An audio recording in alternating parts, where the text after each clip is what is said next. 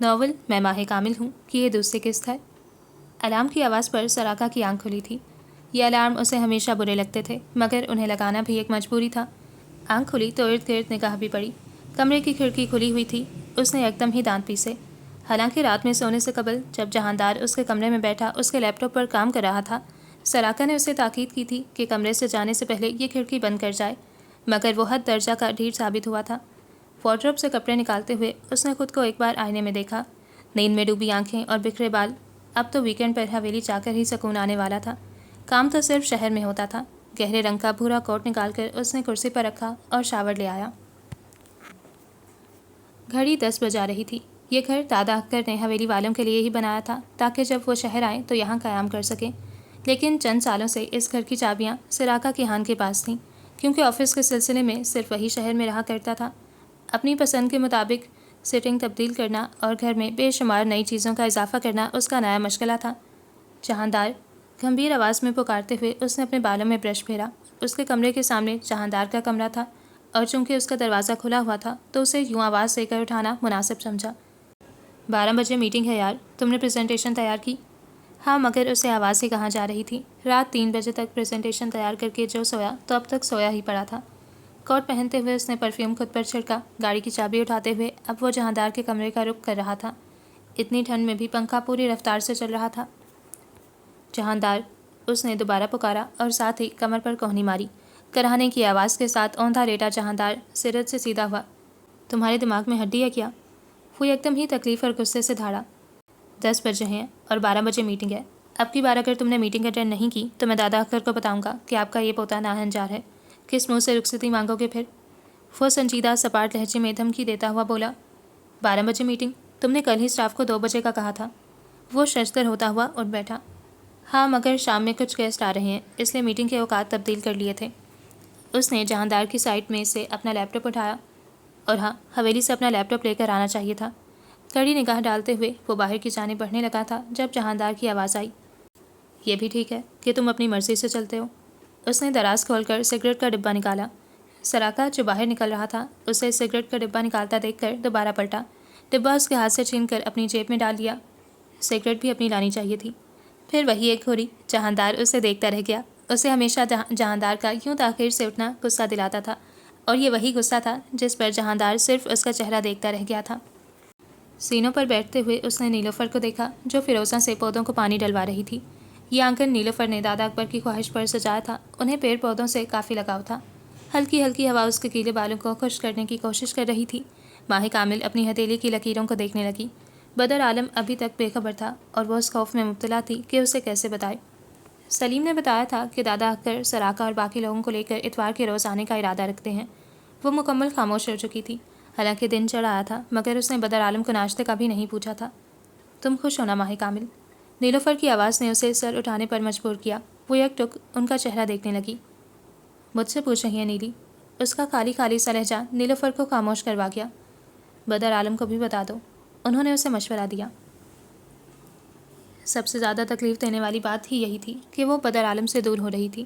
دادا اکبر بدر عالم کو اسی حویلی میں رکھنے والے تھے۔ وہ اٹھ کر اپنے کمرے میں چلی گئی تاکہ ان سوالات سے چھٹکارا پا کر کچھ دیر کے لیے سکون حاصل کر سکے۔ موبائل پر آتی کال نے اسے اس بار واقعی جھنجھلا دیا۔ اسکرین پر چمکتا ماں کا نام دیکھ کر اس نے موبائل کی اسکرین بند کر دی۔ میٹنگ کے دوران یوں کال اٹھانا اسے سخت ناپسند تھا۔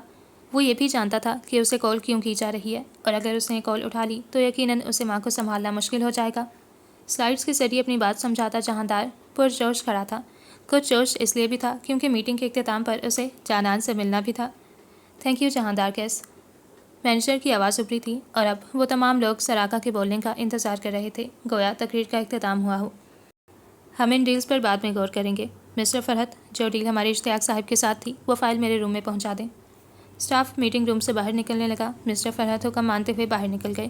سراقہ نے کنارے سے جہاندار کو فرار ہوتے دیکھا تو مسکرایا۔ تم کہاں جا رہے ہو؟ بیوی سے ملنے جا رہا ہوں، اسے اشارہ کرتے ہوئے وہ تیزی سے میٹنگ روم سے باہر نکل گیا۔ سراقہ نے سر جھٹکتے ہوئے موبائل آن کیا اور ماں کو کال ملائی۔ ہیلو؟ دوسری جانب غصے سے آواز ابھری۔ میٹنگ چل رہی تھی امی، اور میں جانتا ہوں کہ آپ کیا کہنا چاہتی ہیں۔ ویکینڈ پر آ رہا ہوں حویلی، پھر بات کریں گے۔ اس نے بامشکل آبرو کو کچھ کہنے سے روکا تو وہ بلاخر ٹھہر گئیں۔ مگر میں بتا رہی ہوں کہ ایسا نہیں ہو سکتا سراقہ، انہوں نے کلس کر کہا۔ میں حویلی آ کر بات کروں گا۔ ابھی اس معاملے میں پڑنا یعنی آپ بیل مجھے مار۔ شہر میں گزارا ہوا وقت بھلے سے کام کی وجہ سے مصروفیت اور تھکاوٹ بھرا گزرتا تھا، مگر یہ تھکاوٹ صرف جسمانی ہوتی تھی، ذہنی نہیں۔ حویلی اور اس کے مسئلوں نے سراقہ کا دل شہر میں لگا دیا تھا، کم از کم اس کو دماغی سکون تو میسر تھا۔ یہ حویلی کے معاملات اسے ہمیشہ چڑھنے پر مجبور کر دیتے تھے۔ ہاسٹل کی کیفیٹیریا میں بیٹھا جہاندار ارد گرد نگاہیں دوڑا رہا تھا۔ گھڑی 2:30 بجا رہی تھی۔ کیفیٹیریا میں اکا دکا لوگ تھے جو دور دور بیٹھے تھے۔ جہاندار نے اسے کال ملانے کے لیے موبائل نکالا ہی تھا کہ وہ اس سے دور سے آتی ہوئی نظر آئی۔ سانولا رنگ سب کی توجہ کھینچتا تھا، لبوں پر مسکراہٹ خود ہی پھیلتی چلی گئی۔ السلام علیکم۔ لبوں پر جیسے مسکراہٹ چپکی ہی رہ گئی۔ جہاندار کی نگاہیں اس کے چہرے پر ہی تھم چکی تھیں۔ وہ اسے اطمینان سے دیکھ رہا تھا۔ وعلیکم السلام۔ اس نے ہاتھ آگے بڑھایا تو جانان نے ہلکا شرماتے ہوئے تھام لیا۔ شرم اتنی کہ کھلکھلا دی۔ ایسے انداز اپناؤں گی تو یہاں سے میرا جانا مشکل ہو جائے گا۔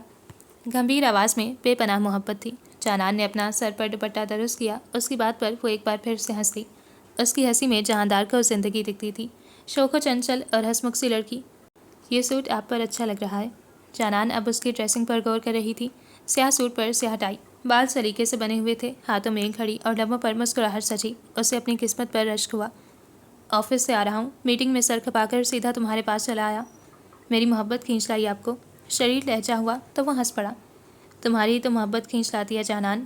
اس نے بیوی کا ہاتھ پکڑا تو جانان نے نگاہیں نیچی کر لی۔ جہاندار۔ آواز دھیمی ہو گئی۔ جہاندار مسکرایا۔ نام لیتی ہو یا جان؟ میں تمہارے سامنے بے بس کیوں ہو جاتا ہوں؟ وہ اب اس سے پوچھ رہا تھا۔ پیشانی پر بے بسی کی لکیریں تھیں۔ شاید اس لیے کیونکہ آپ کو مجھ سے محبت ہے۔ وہ جھجکی تو جہاندار مبہم سا مسکرایا۔ مجھے تم سے بے پناہ محبت ہے، شاید اسی لیے ان 5 سالوں میں میں نے اپنا مزاج کافی خوشگوار پایا ہے۔ تمہارا خیال میرے دل کا حال خوبصورت کر دیتا ہے۔ اس کی انگلی میں موجود انگوٹھی کو وہ بے حد آرام سے اتارتے ہوئے بولا۔ سلیم کہتا ہے کہ جہاندار کیس بہت غصے والا ہے، اس سے کبھی بحث مت کرنا۔ اس نے ہنستے ہوئے بتایا تو جہاندار کا قہقہہ چھوٹا۔ سلیم بابو سے کہو جہاندار کیس اپنا دل اپنی بیوی کے قدموں میں رکھتا ہے۔ اب بھلا جس کے قدموں میں جہاندار کا دل ہو، جہاندار کیسے اس پر غصہ کر سکتا ہے؟ اس کی آنکھوں میں جانان کو ڈھیروں محبت ملی تھی۔ آپ واقعی مجھ سے اتنی محبت کرتے ہیں؟ کبھی کبھی واقعی اسے یقین نہیں آتا تھا، کسی کو بھلا اتنا ٹوٹ کر محبت کیسے ہو سکتی ہے۔ میں خود بھی نہیں جانتا میں تم سے کتنی محبت کرتا ہوں جانان۔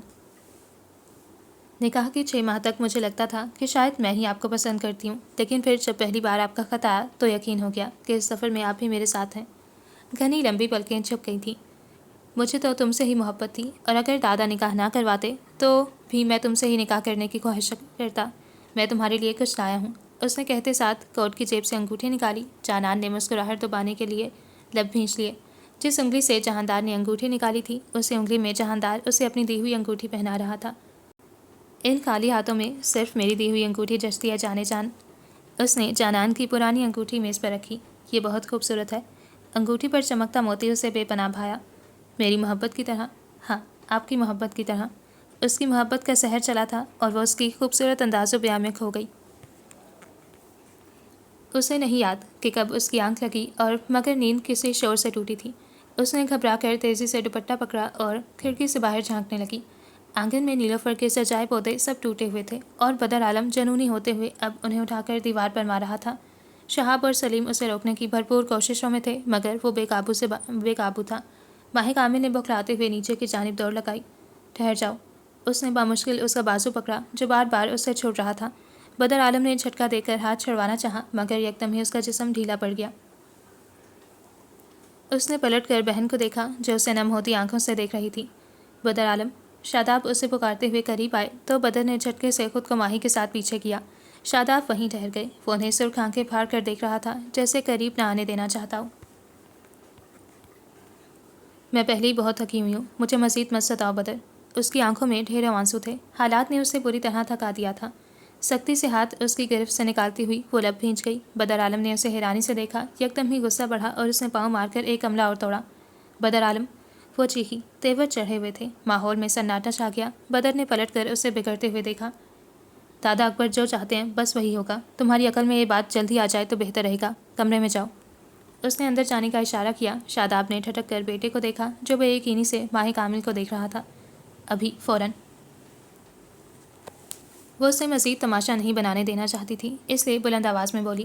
بدر نے اسے دیکھا اور پاؤں پٹکتے ہوئے اندر بڑھ گیا۔ ماہ کامل سے اس کی آنکھ بھرتی وہیں گھاس پر بیٹھ گئی۔ دماغ جھنجھلایا ہوا تھا۔ وہ اس قدر تھک چکی تھی کہ آج یوں پہلی بار کمرے سے باہر لوگوں کے آگے رو رہی تھی۔ شاداب کا دل کسی نے مٹھی میں جکڑا تو وہ اس کے پاس آ گئے۔ ماں، انہوں نے دھیرے سے اسے پکارا ہی تھا کہ ماہ کامل نے گھٹنوں سے سر اٹھایا، ایک نظر انہیں دیکھا اور تیزی سے اٹھ کر اندر بھاگ گئی۔ ایک گھٹنے پر بیٹھے شاداب وہیں بیٹھے رہ گئے۔ ان کی اولادیں آج ان سے صحیح معنوں میں دور تھیں۔ میں نے ساری بات پہلے ہی کر لی ہے، اب کی بار نکاح کر کے غلطی نہیں کرنا چاہتے۔ ساتھ رخصتی بھی ہوگی اگلے ہفتے، کل کے لیے خاص اہتمام رکھو۔ ماہ کامل کو انگوٹھی بھی پہنانی ہے۔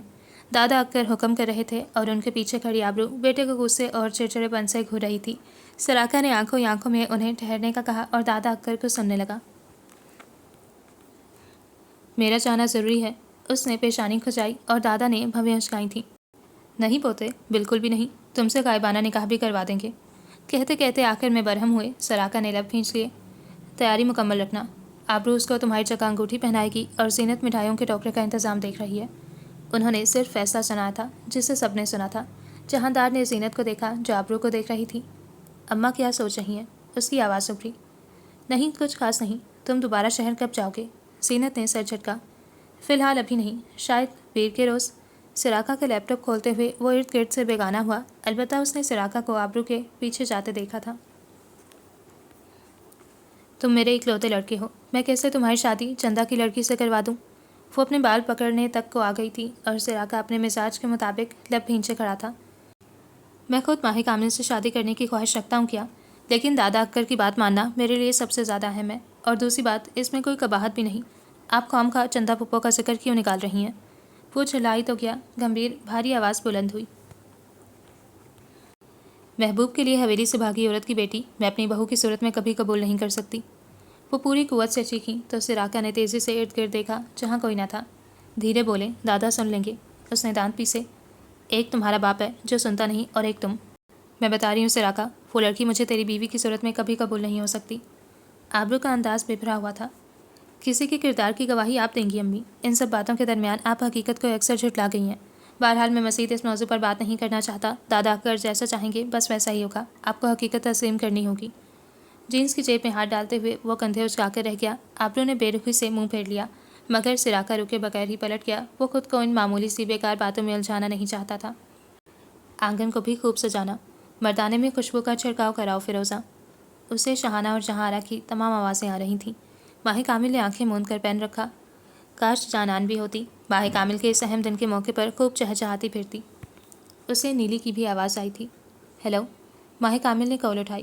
ماہ کامل، جانان کی آواز ابھری۔ جانان، اس نے سر داب بھری۔ کیسی ہو؟ بے معنی سی خاموشی چھائی ہوئی تھی۔ وہ دونوں ہی جانتے تھے کہ آج کا دن کتنا اداس ہے۔ کیسی ہوں گی؟ اس نے الٹا جانان سے پوچھا۔ میں جانتی ہوں ماہ کامل، میں ہمیشہ سے جانتی ہوں کہ تم اکھر حویلی کے لوگوں سے ملنا بھی نہیں چاہتی، اور اب یوں شادی، تم نے اتنی جلدی کیسے ہار مان لی؟ وہ اب اس سے پوچھ رہی تھی۔ دادا اکبر کی محبتوں کا صلہ میں انکار کر کے دیتی جانان۔ جب شہر سے گاؤں آئی میرا خیال دادا اکبر نہیں رکھا، اپنی محبتیں مجھ پر اور میرے بھائی پر نچھاور کر دیں۔ ان کی ایک چھوٹی سی بات تو مان ہی سکتی ہوں۔ اس نے سر جھکا لیا۔ تم ٹھیک ہو؟ کافی دیر بعد ایک آواز ابھری۔ شاید۔ اس نے کال رکھ دی۔ آج کل دل بہت حساس ہو چکا تھا۔ چھوٹی سی بات پر یوں آنکھوں میں آنسو کا آنا اسے خود بھی پسند نہیں رہا۔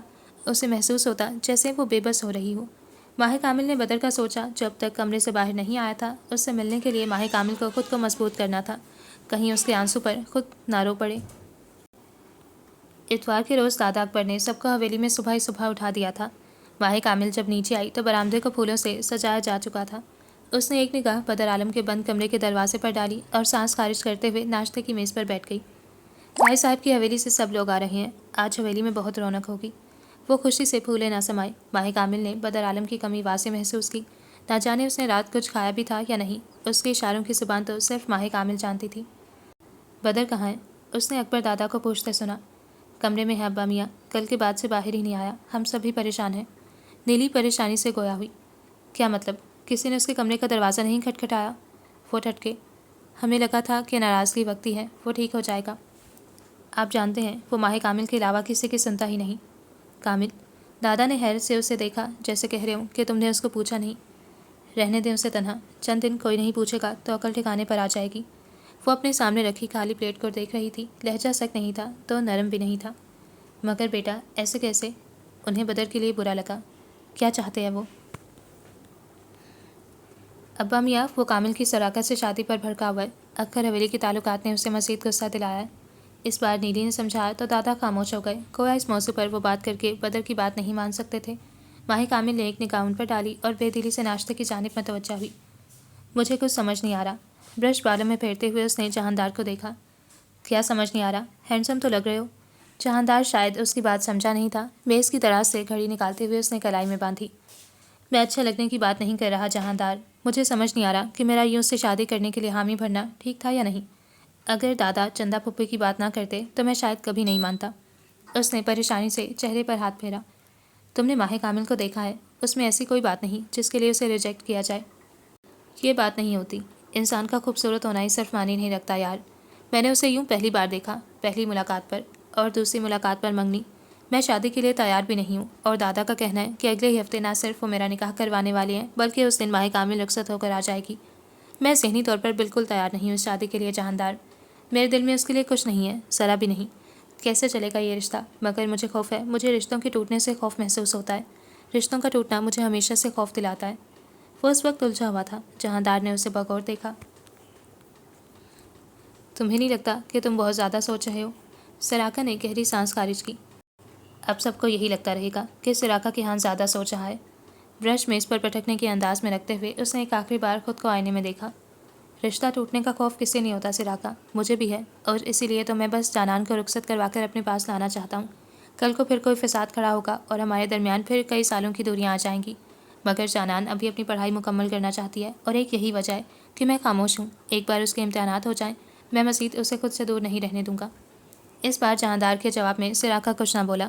سنگھار میز پر دونوں ہاتھ رکھ کر وہ کچھ کمر کو جھکائے خود کو آئینے میں دیکھ رہا تھا. حالات ٹھیک ہی رہیں گے سراقہ، تم پریشان مت ہو.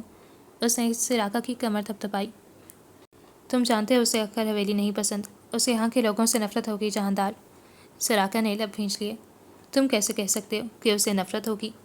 نفرت نہ صحیح لیکن ناراضگی تو ہوگی. اپنی ماں کے حوالے سے اسے اکثر حویلی کے لوگوں سے شکوے تو ہوں گے. وہ کیسے نبھائے گی اس رشتے کو؟ اور سب سے بڑی یہ بات کہ میں کیسے نبھاؤں گا؟ میرے دل میں اس کے لیے کوئی جذبات ہی نہیں ہے جہاندار. مجھے اس کے لیے کچھ بھی محسوس نہیں ہو رہا. بہرحال ان سب باتوں کا واقعی کوئی فائدہ نہیں. اس وقت نہ دادا اکثر میری سنیں گے اور نہ میں انہیں آخری وقت پر منع کر کے اداس کرنے والا ہوں. پیشانی پر بل پھیلے ہوئے تھے. وہ موبائل اٹھاتا ہوا باہر نکل گیا. جہاندار نے کچھ سوچتے ہوئے خود کو آئینے میں دیکھا. گہرے رنگ کا بھورا کرتا اس پر بہت بھلا معلوم ہو رہا تھا.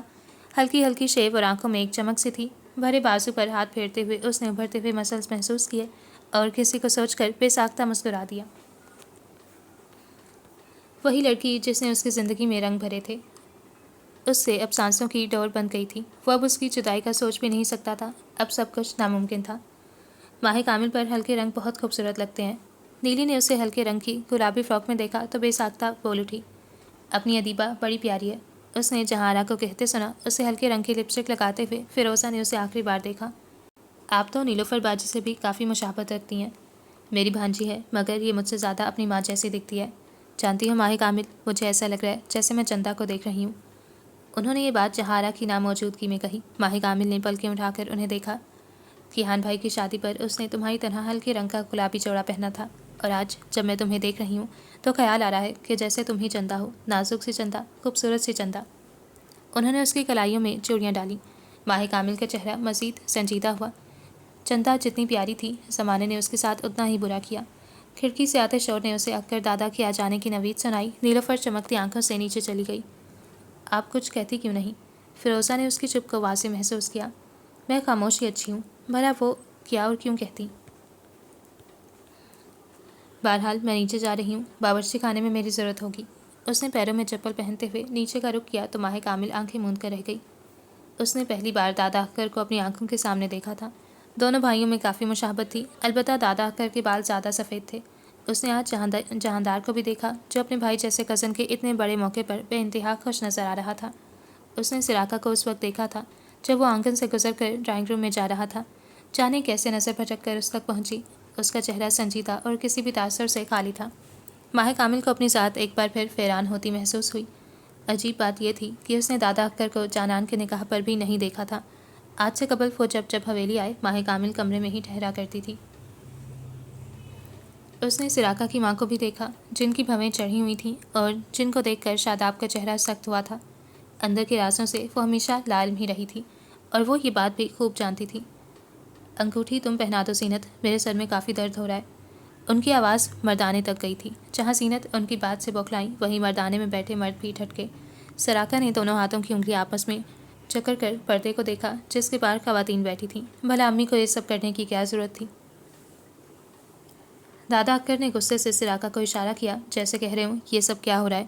اکبر حویلی کی مردوں پر خاموشی طاری تھی۔ یکدم ہی سراقہ سب کی موجودگی میں صوفے سے اٹھا اور تیزی سے چلتا باہر نکل گیا۔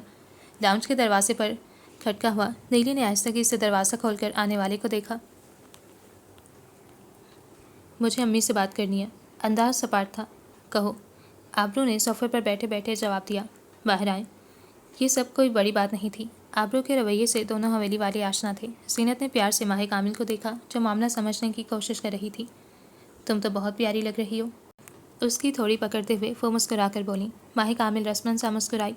تم آبرو بھابھی کی بات کا برا مت ماننا۔ اب کی بار وہ خاموش ہی رہی تھی۔ ماحول میں تبریز خاموشی چھا گئی۔ نہ جانے باہر کیا ہو رہا تھا۔ کیا کر رہی ہیں آپ یہ؟ اس نے نہ چاہتے ہوئے دانت پیسے۔ کیا کر رہی ہوں؟ آبرو نے کندھے اچکائے تھے۔ اس وقت وہ ایک ضدی عورت معلوم ہو رہی تھی۔ انگوٹھی آپ پہنائیں گی؟ گویا یہ ایک آخری فیصلہ تھا۔ میں نہیں پہناؤں گی اس کی بیٹی کو انگوٹھی۔ اس رشتے کو میں قبول ہی نہیں کرتی۔ اب کی بار وہ بھی غصے سے ہی بولی تھی۔ دادا اکبر کا حکم ٹالیں گی؟ ایسا برتاؤ کیوں کر رہے ہو جیسے تم بھی ماہ کامل کو اپنانے پر راضی ہو؟ لہجہ تنزیہ ہوا تو سراقہ نے خود پر ضبط کرنے کے لیے مٹھیاں بھینچیں۔ راضی ہوں، اسی لیے حامی بھری تھی۔ بات مت بڑھائیں امی، زینت چچی سے انگوٹھی لے کر اسے پہنائیں۔ آبرو نے سختی سے اسے دیکھا اور غصے سے اندر بڑھ گئی۔ سراقہ نے گہری سانس خارج کر کے خود کو تھوڑا سکون بخشا تھا۔ کن پٹی کی ابھری رگوں کو ہلکا دباتا ہوا وہ مردانے میں بیٹھ گیا۔ سراقہ چاہتا ہے انگوٹھی میں ہی پہناؤں۔ مصنوعی انداز میں ہنستے ہوئے انہوں نے ماہ کامل کی انگلی میں انگوٹھی ڈالی۔ نیلوفر خاموش رہی۔ مبارک کا ایک چھوٹا سا سلسلہ رہا۔ خوبصورت تو ہو تم، بالکل اپنی ماں کی طرح۔ یہ آواز صرف ماہ کامل ہی سن سکتی تھی۔ اس نے آبرو کا چہرہ بغور دیکھا تھا جیسے تاثرات جان چاہی ہو۔ اسے وہ لہجہ عام سا نہ لگا۔ چندہ بھی ایسی ہی تھی، ماں تو یاد ہوگی تمہیں۔ کیا یہ لہجہ کاٹ تار تھا؟ ماہ کامل سوچ کر رہ گئی۔ خوبصورت چہرے عیبوں پر پردہ نہیں رکھ پاتے، ویسے بیٹیاں اپنی ماؤں پر ہی جاتی ہیں۔ لہجہ طنزیہ تھا جو ماہ کامل کو دل پر محسوس ہوا۔ پھورتے ہوئے خود باہر لون میں نکل آئی۔ اندر ماحول میں گھٹتا دم اس کی بے چینی میں اضافہ کر رہا تھا۔ لون کے بینچ پر بیٹھتے ہوئے اس نے انگلی میں پہنی انگوٹھی دیکھی جس کا چمکتا موتی اسے مستقبل سے خوف دلانے لگا۔ گلابی رنگ کا دوپٹہ اس کے سر پر تھا۔ ہلکا ہلکا میک اپ اور لپسٹک اس کی خوبصورتی مزید بڑھا رہی تھی۔ ہونٹ کے اوپر وہ تل آج کچھ اور نمایاں لگنے لگا۔ چندہ، کسی نے اسے پیچھے سے پکارا۔ اس کی سانسیں جیسے ٹھہرنے لگیں۔ پلکیں تیزی سے جھپکتے ہوئے اس نے پیچھے دیکھا۔ دادا اکبر کی بھاری آواز نے اس کے پیروں میں گویا زنجیر باندھ دی۔ وہ ہل بھی نہ سکی۔ اس کی آنکھوں میں ڈھیروں آنسو تھے جب وہ اس کے پاس آئی۔ میری پیاری چندہ۔ وہ جیسے ہی اٹھ کر کھڑی ہوئی دادا نے اسے گلے سے لگا لیا۔ ان رخسار پر آنسو تیزی سے بہنے لگے۔ ماہ کامل کو لگا وہ ماں کے ذکر پر کمزور پڑ رہی ہے۔ میں ماہ کامل ہوں۔ ان 3-4 گھنٹوں میں وہ پہلی بار بولی۔ نہیں، تم چندہ ہو، تم بالکل اپنی ماں کا چہرہ ہو، تم چندہ ہو۔ وہ ہچکیوں سے رو رہے تھے۔ اگر سراقہ یا جہاندار یہاں ہوتے تو ان کے رونے پر پریشان ہو جاتے۔ ماہ کامل اب کی بار خاموش رہی۔ اسے محسوس ہوا کہ جلد اس کی آنکھیں نم ہو جائیں گی۔ جس کے سینے پر وہ سر رکھ کر رو رہی تھی اس کی ماں کا باپ تھا۔ ماہ کامل نے آنکھیں موند لیں۔ اسے انسیت ہونے لگی تو کسی طرح سے دور ہٹ گئی۔ نہیں، یہ دل ابھی پگھلنا نہیں چاہیے۔ اس دل نے کافی اذیتیں سہی ہیں۔ اگر یہ بھی پگھل گیا تو وہ بے بس ہو جائے گی۔ مجھے اپنے نواسے سے ملنا ہے، انہوں نے تڑپ کر خواہش کی تھی۔ اکبر نے بتایا شاید ناراض ہے، ہم منا لیتے ہیں۔ انہوں نے ایک قدم اندر کی جانب بڑھا لیے۔ ماہ کامل کی سانسیں رک سے گئیں۔ وہ کچھ بھی نہ کہہ سکی۔ اس نے پیچھے جانا چاہا مگر تب تک لون میں زینت قدم رکھ چکی تھی۔ تم کچھ بولتی کیوں نہیں ہو ماہ کامل؟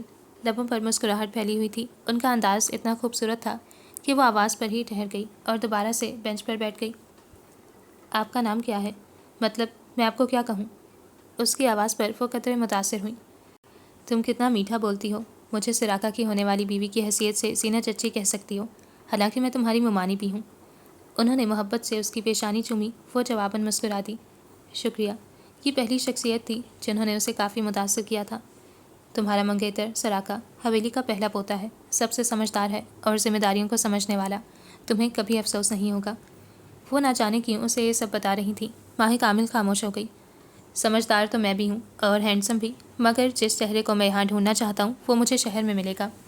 پیچھے داخل ہوتا جہاندار ماہ کامل کی نگاہوں سے چھپ نہ سکا۔ اس کا اشارہ اپنی بیوی کی طرف تھا۔ آج پہلی بار ماہ کامل نے اسے بہت غور سے دیکھا۔ اس کا قد بالکل سراقہ کی طرح تھا، لمبا اور چوڑا۔ جانان اس کے کندھے تک بھی نہیں آ سکتی تھی، البتہ ماہ کامل جانان سے قد میں کچھ لمبی تھی۔ ہلکی ہلکی مونچھیں اور شیف، اس کے کرتے کا پہلا بٹن کھلا ہوا تھا۔ آنکھوں میں ایک شرارت تھی، مگر کون مان سکتا تھا کہ یہ لڑکا جتنا شرارتی معلوم ہوتا ہے اس سے زیادہ غصے والا ہے۔ تمہارا خطرناک غصہ تمہاری خوبیوں کو چھپا دیتا ہے، چچی روٹھے پن سے بولی تو جہاندار کا کہکا گونجا۔ غصہ تو سب میں ہوتا ہے نا اماں۔ وہ سامنے والی بینچ پر ٹانگ جما کر بیٹھ گیا۔ مگر اتنا غصہ، اف، اللہ کی پناہ، تمہاری بیوی تم سے دور بھاگ جائے گی۔ انہوں نے ماہ کامل کو دیکھ کر کانوں کو ہاتھ لگائے۔ ماہ کامل مبہم سا مسکرا کر دونوں کو الجھتے دیکھ رہی تھی۔ میری بیوی ایسا نہیں کرے گی کیونکہ اسے اپنے شوہر سے محبت ہے۔ بہرحال وہ جتنا بھی دور بھاگنے کی کوشش کرے گی اتنا ہی میرے نزدیک آتی رہے گی۔ وہ لطف اندوز ہو رہا تھا۔ اتنا غصہ کوئی برداشت نہیں کرتا۔ انہوں نے بھی منہ پھیر لیا۔ مگر اس پر تھوڑی کروں گا اماں، وہ تو میرے دل کا ٹکڑا ہے۔ اس نے اپنے دل پر ہاتھ رکھا تو سینے چچی چھیم گئیں۔ ماہ کامل، ذرا سمجھاؤ اپنے دیور کو، بے شرم ہوتا جا رہا ہے دن بدن۔ اس دن ابا کے سامنے بھی یوں بہکی بہکی باتیں کر رہا تھا۔ شکر ہے کہ ابا اکر نے اپنی جوتی نہیں اٹھائی۔ وہ میری بیوی ہے اماں جی، ایک حلال رشتے میں ہم دونوں محبت کے مارے خوشی خوشی قید ہیں۔ اب محبت کا اسے اظہار نہیں کروں گا تو کس سے کروں گا؟ وہ اپنی ماں کو گاہے بگاہے چھیڑتا جا رہا تھا اور ماہ کامل اس سب سے لطف اندوز ہو رہی تھی۔ ہاں، مگر یوں ماں کے سامنے محبت بھری باتیں کرتے ہوئے سوچنا چاہیے۔ چلیں، اگلی بار پہلے سوچوں گا پھر کروں گا۔ وہ بھی کم نہ تھا۔ ماہ کامل کی مسکراہٹ گہری ہوئی۔ مزید یہ کہ میری بہو حویلی کب آ رہی ہے؟ وہ تو تمہاری گہری دوست ہے ماہ کامل، کیا تمہاری شادی میں شرکت کرے گی؟ انہیں جانان سے ملنے کی بے چینی تھی۔ وہ چند دنوں میں آ جائے گی، مجھے اس نے بتایا تھا۔ جہاندار ماہ کامل کے کچھ بولنے سے قبل کیا اٹھا۔ ماہ کامل کا دل شادی کے ذکر پر چیر سا گیا، اسے تکلیف سی ہونے لگی۔ اور ہاں، جہاں تک سراقہ کی بات ہے تو اماں ٹھیک کہتی ہیں، تمہیں کبھی پچھتاوا نہیں ہوگا ماہ کامل۔ بہن ہو میری، اور نہ میں تمہیں نقصان پہنچنے دوں گا۔ ایک بھائی کی طرح بولتے ہوئے وہ ماہ کامل کو بدر عالم کی یاد دلا گیا۔ یہاں وہی بدر عالم جو جانے کب سے کمرے میں ہی بند تھا۔ 3 پہر کھانے کی پلیٹ کمرے میں ہی ملتی، مگر خود سے کبھی باہر نہ آیا۔ نگاہ بدر عالم کے کمرے کے بند دروازے پر پڑی تو دل بے چین ہونے لگا۔ حالات نے اسے کیا کیا کرنے پر مجبور کر دیا تھا کہ وہ آج اپنے بھائی کو بھی نہیں پوچھ سکتی تھی۔ اسے یاد نہیں کب تک زینت چچی اس سے گفتگو کرتی رہیں۔ اگر کسی کی یاد ستا رہی تھی تو وہ بدر عالم تھا۔ آنگن کی دیوار کے پیچھے سے نکلتے سراقہ کی نگاہ ماہ کامل پر پڑی تھی، جس کی مضطرب نگاہیں ادھر ادھر بھٹک رہی تھیں۔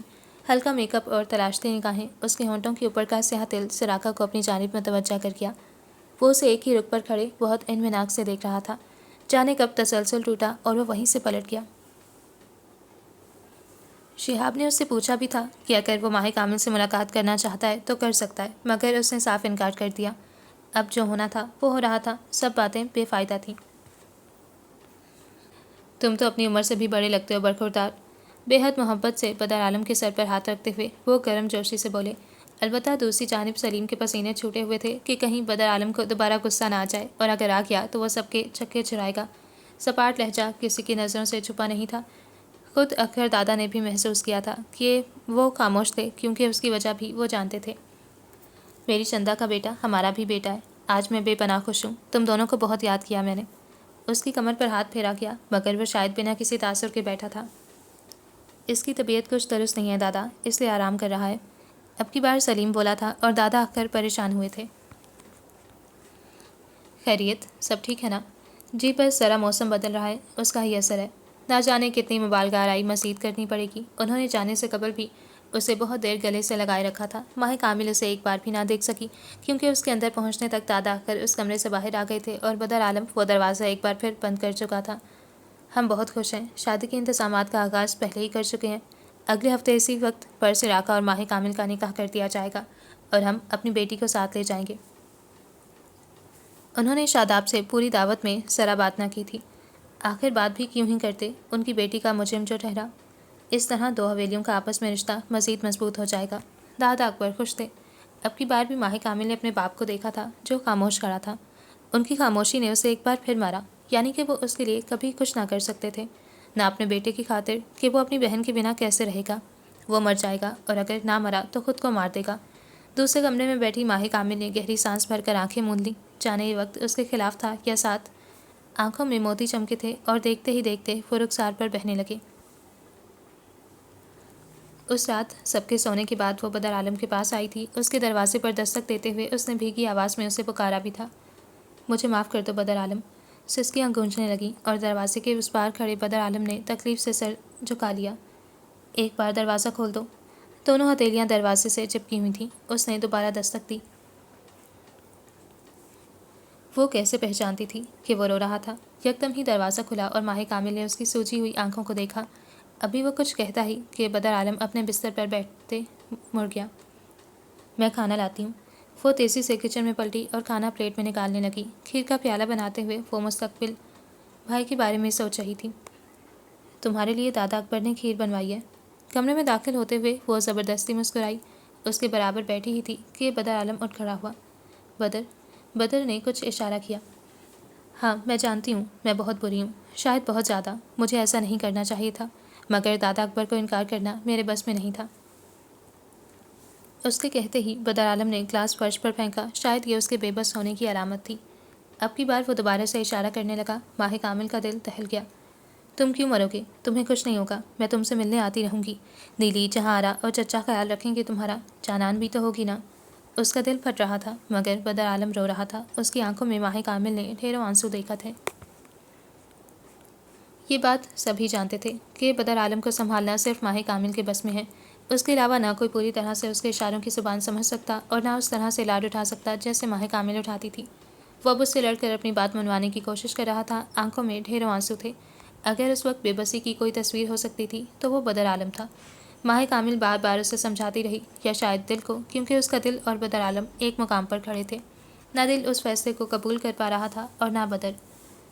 میں نے تم سے کہا نا کہ میں دادا اکبر کو انکار نہیں کروں گی اور نہ تم اب اس موضوع پر بات کرو گے۔ مزید آدھے گھنٹہ بحث کے بعد وہ سختی سے بولی تو وہ مزید بفر اٹھا۔ اس بار بدر عالم نے چڑھ کر میز پر لات ماری اور یہ ماہی کامل کے نزدیک بدر عالم کی آخری بدتمیزی تھی جو اس نے برداشت کی تھی۔ بے وقوف! آواز بلند ہوئی، تاثرات پھیلے۔ میری ہی غلطی تھی کہ تمہیں سمجھانے یہاں آئی۔ کوئی ضرورت نہیں ہے کمرے سے باہر آنے کی جب تک میری شادی نہیں ہو جاتی۔ اس کا ہاتھ جھٹکتی ہوئی وہ اسے گھور کر جھڑک رہی تھی۔ بدر عالم بے یقینی سے دیکھنے لگا۔ ایک اور بات، میں کسی قسم کی بدمزگی نہیں چاہتی۔ جو ہو رہا ہے جیسے ہو رہا ہے ہونے دو۔ دادا کا تماشا بنانے کی ضرورت نہیں۔ میرے ذہن پر اتنا بوجھ مت ڈالو کہ میں بیمار ہو جاؤں۔ تھک گئی ہوں سب لوگوں سے۔ آواز بلند ہو کر دھیمی ہوئی۔ بدر عالم ساکت کھڑا تھا۔ اس نے اپنی جانب اشارہ کیا جیسے کہہ رہا ہو کیا وہ اس سے بھی تھک گئی ہے؟ ہاں تم سے بھی تھک گئی ہوں۔ تم سب نے مجھے پاگل کر دیا ہے۔ اس نے اپنا دماغ چکرا ہوا محسوس کیا تو رو پڑی۔ مجھ پر رحم کرو بدر عالم اور اس رشتے کو قبول کر لو اپنی بہن کی خاطر۔ تکلیف دہ لہجے میں کہتے ہوئے وہ اس کے گلے سے لگ گئی۔ بدر عالم جہاں کا تہاں رہ گیا۔ اس کا سر اپنے سینے پر رکھتے ہوئے وہ بے جا شرمندگی کا شکار ہوا۔ وہ اپنی بہن کو تکلیف دینے کا سوچ بھی نہیں سکتا تھا۔ جانے کب تک وہ اس کے گلے سے لگی روتی رہی اور بدر عالم اس کے کندھے پر ہاتھ پھیرتا رہا۔ دھیرے سے اس کی آنسوؤں سے بھیگا رخسار صاف کرتے ہوئے وہ اب بہت مضبوط محسوس کر رہا تھا۔ بھائی چھوٹا ہی کیوں نہ ہو مگر وہ پھر بھی ایک سایہ دار دیوار کی مانند ہوتا ہے۔ بدر نے اسے بہت پیار سے دیکھا۔ 5 سال بڑی بہن اسے 5 سال چھوٹی لگ رہی تھی، جیسے وہ بچوں کی طرح اپنے بھائی کے گلے لگے شکایت کر رہی تھی۔ کیا میں تمہارے لیے چائے لاؤں؟ وہ دونوں چاند کی چاندنی میں بیٹھے تھے۔ ٹھنڈی ہوا اس کے چہرے کو چھوتی ہوئی گزر رہی تھی۔ بدر عالم نے نفی میں سر ہلایا۔ کافی پیو گے؟ اس کے پوچھنے پر بدر عالم کی آنکھیں چمکی۔ وہ کھلکھلا اٹھی۔ ہاں بھلا وہ کافی کو کیسے انکار کر سکتا تھا؟ میں بنا کر لاتی ہوں۔ اس کے لیے گرم کافی کا مگ بنا کر وہ کچن سے لوٹی۔ دونوں کے درمیان ایک بار پھر خاموشی چھا گئی۔ ماہی کامل نے چاند کو دیکھتے ہوئے بھائی کو دیکھا۔ تمہیں امی کی یاد آتی ہے؟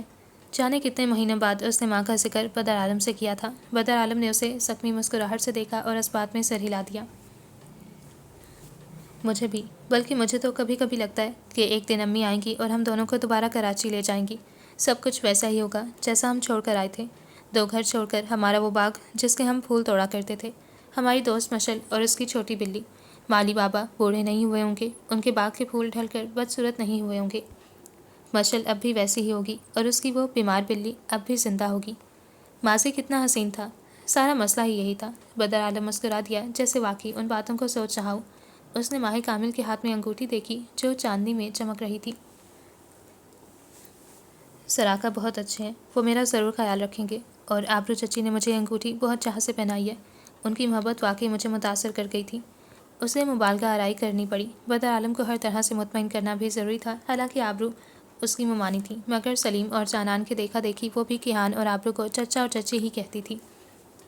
میں تم سے بار بار ملنے آؤں گی، مگر تمہیں مجھ سے وعدہ کرنا ہے کہ تم اپنا خیال رکھو گے، ورنہ میں ہمیشہ تمہارے لیے پریشانی رہوں گی۔ اس کی کافی سے گھونٹ بھرتے ہوئے اس نے بڑی بہنوں کی طرح سمجھایا۔ بدر عالم نے اسے یقین دلایا اور یہیں وہ دونوں ایک دوسرے کو دھوکہ دینے لگے۔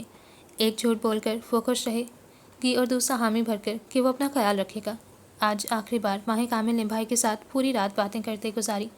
وہ نہیں جانتی تھی اس کا مستقبل کیا ہے، کچھ ہو جانے سے پہلے وہ اس کے ساتھ ڈھیروں وقت گزارنا چاہتی تھی، اور شاید یہ ایک اچھا موقع تھا۔ اور ایک بار پھر تم شہر بھاگ رہے ہو۔ جہاندار اپنے کمرے کے ٹیرس پر کھڑا تھا، اسے گاڑی میں بیٹھتا دیکھ کر شریر لہجے میں بولا۔ سراقہ نے آنکھوں میں سیاہ گلاسز ہٹائے اور چڑھتے ہوئے سورج کو دیکھا۔ جہاندار کی جانب نگاہ ڈالنے لگا۔ تم میری جاسوسی کرتے ہو؟ اب کی بار وہ حیران ہوا۔ جہاندار نے کندھے اچکائے۔ مجھے دادا اکھر نے کہا کہ تم پر کڑی نگاہ رکھوں۔ اس کی بات پر سراقہ نے بے بسی سے سانس خارج کی۔ دادا سے کہو بے فکر رہیں، ان کی نواسی کو محفوظ طریقے سے رخصت کروا کر لے آؤں گا۔ گاؤں سے باہر جا رہا ہوں، ملک سے نہیں۔ تمہیں نہیں لگتا کہ ایک ہفتہ بہت مصروف گزرنے والا ہے؟ جہاندار کا اشارہ اس کی شادی کی جانب تھا۔ میری خریداری زینت چچی کریں گی، کیونکہ امی کا کوئی موڈ نہیں۔ تم زینت چچی کو شاپنگ کروانے شہر لے آنا، میں جمعرات کے روز ہی گاؤں آؤں گا۔ اگر تب بھی نہ آیا تو دادا اکھر میری ٹانگیں توڑ دیں گے۔ چابی گھماتے ہوئے وہ اب سٹارٹ کر رہا تھا۔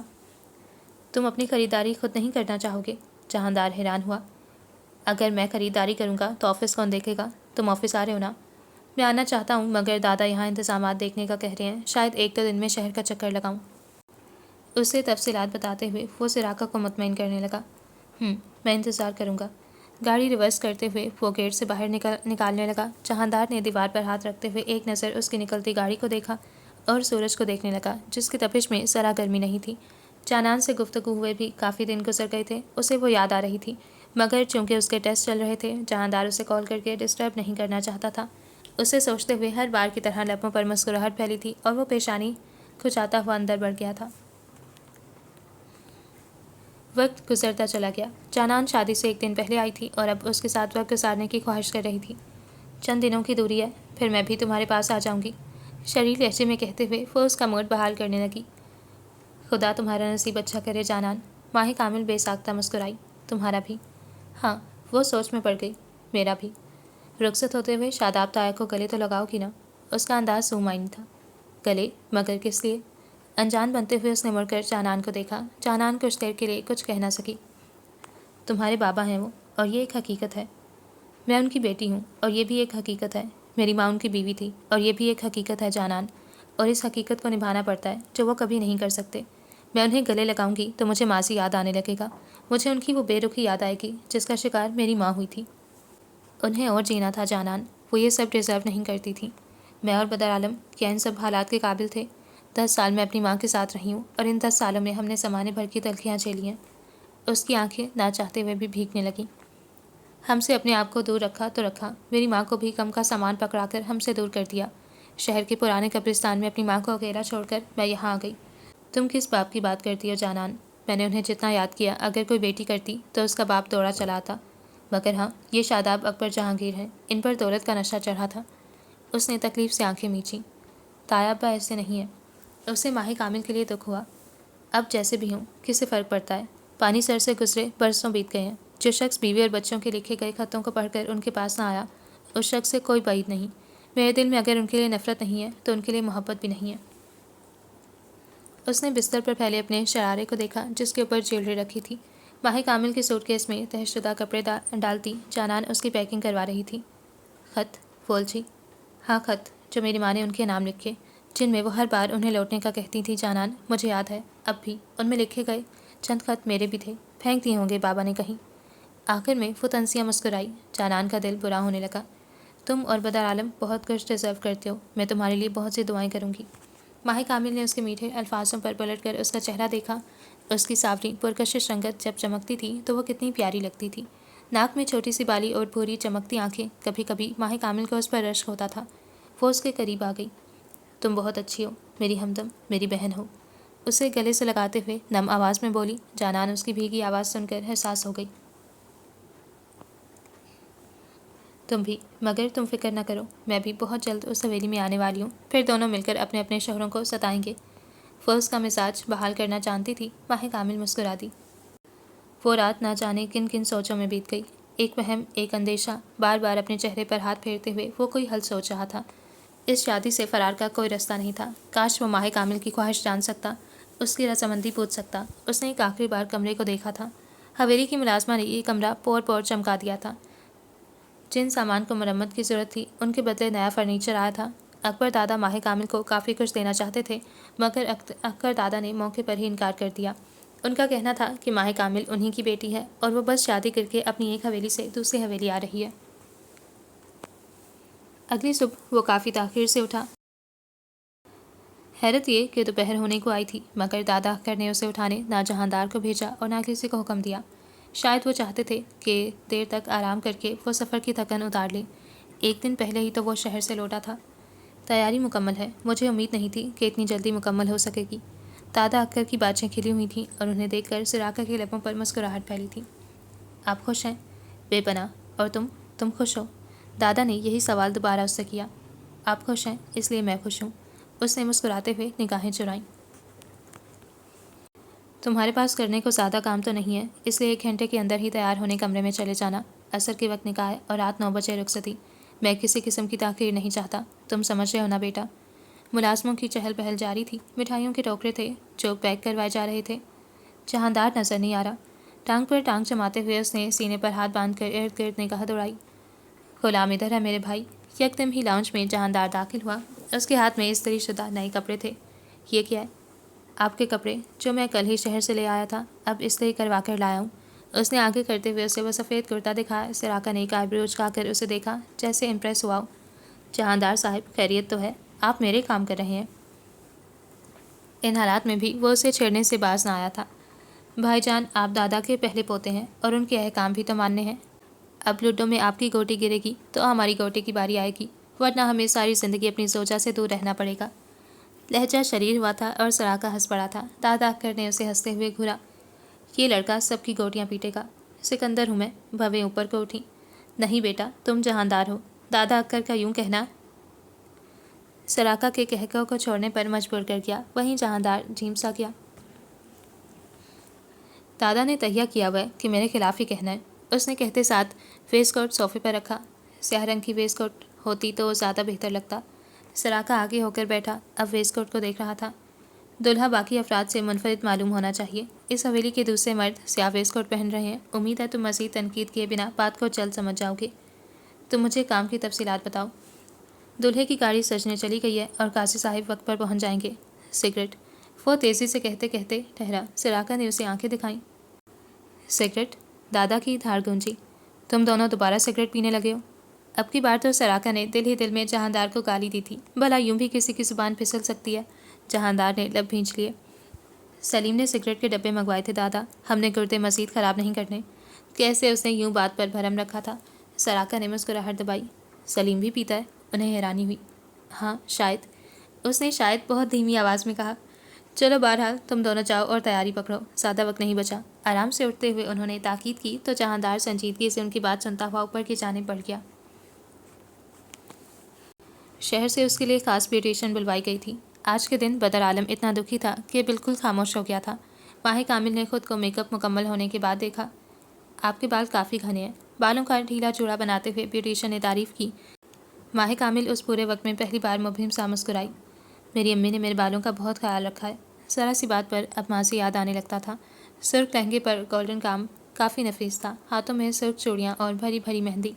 3 دنوں سے وہ بالکل کتاب نہ لکھ پائی۔ آج اس کا دل بھرا ہوا تھا اور وہ ہر صورت کتاب لکھنے کا موقع ڈھونڈ رہی تھی۔ حالانکہ جتنی چہل پہل آج کے دن حویلی میں ہو رہی تھی، اس کے لیے یہ سب مشکل تھا۔ ماہ کامل؟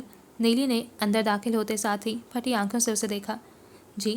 اسے لگا شاید وہ کوئی خبر لائی ہے۔ تم بہت پیاری لگ رہی ہو، یا خدایا میں تم پر نظر کی دعا تو پڑھ دوں۔ سارے کام چھوڑ چھاڑ کر وہ اس کے پاس آ گئی تھیں۔ ماہ کامل کو ان کا انداز مسکرانے پر مجبور کر گیا۔ دادا اکبر تمہیں دیکھنے کی خواہش میں باہر بیٹھے ہیں کہ کب تمہاری تیاری مکمل ہو اور وہ اندر آ سکیں۔ ब्यूटिशियन अब सामान समेट रही थी। अच्छा, उसने लब काटने का आगाज़ किया। एक अजीब घबराहट सी पूरे दिमाग पर भारी थी। जितनी प्यारी तुम दुल्हन बनकर लग रही हो माही कामिल, अब मेरा भी दिल चाह रहा है कि जल्द दुल्हन बन जाऊं। जानान ने धीमे शरीर लहजे में बोला तो माही कामिल के लबों पर मुस्कुराहट गहरी हुई। तुम पागल हो जानान। ये हया ही थी शायद जिसे उसने आ लिया था, मगर उसका दिल भी हर जज्बात से खाली था, बिल्कुल सराका की हान की तरह। ब्यूटिशियन जा चुकी थी जब दरवाजे पर बाहर से दस्तक हुई। दादा आ सकते हैं? भारी आवाज़ पर जानान मुस्कुराई। आ जाएं दादा अकबर, आप भी इसे देखेंगे तो मुतासिर हुए बिना नहीं रह पाएंगे। दादा अकबर वाकई मुतासिर हुए बिना ना रह सके। उन्हें माही कामिल का ये रूप आप दीदा कर किया। मेरी प्यारी बेटी, अपने सीने से लगाते हुए वो बेचा मोहब्बत से पुकार उठे। जी दादा।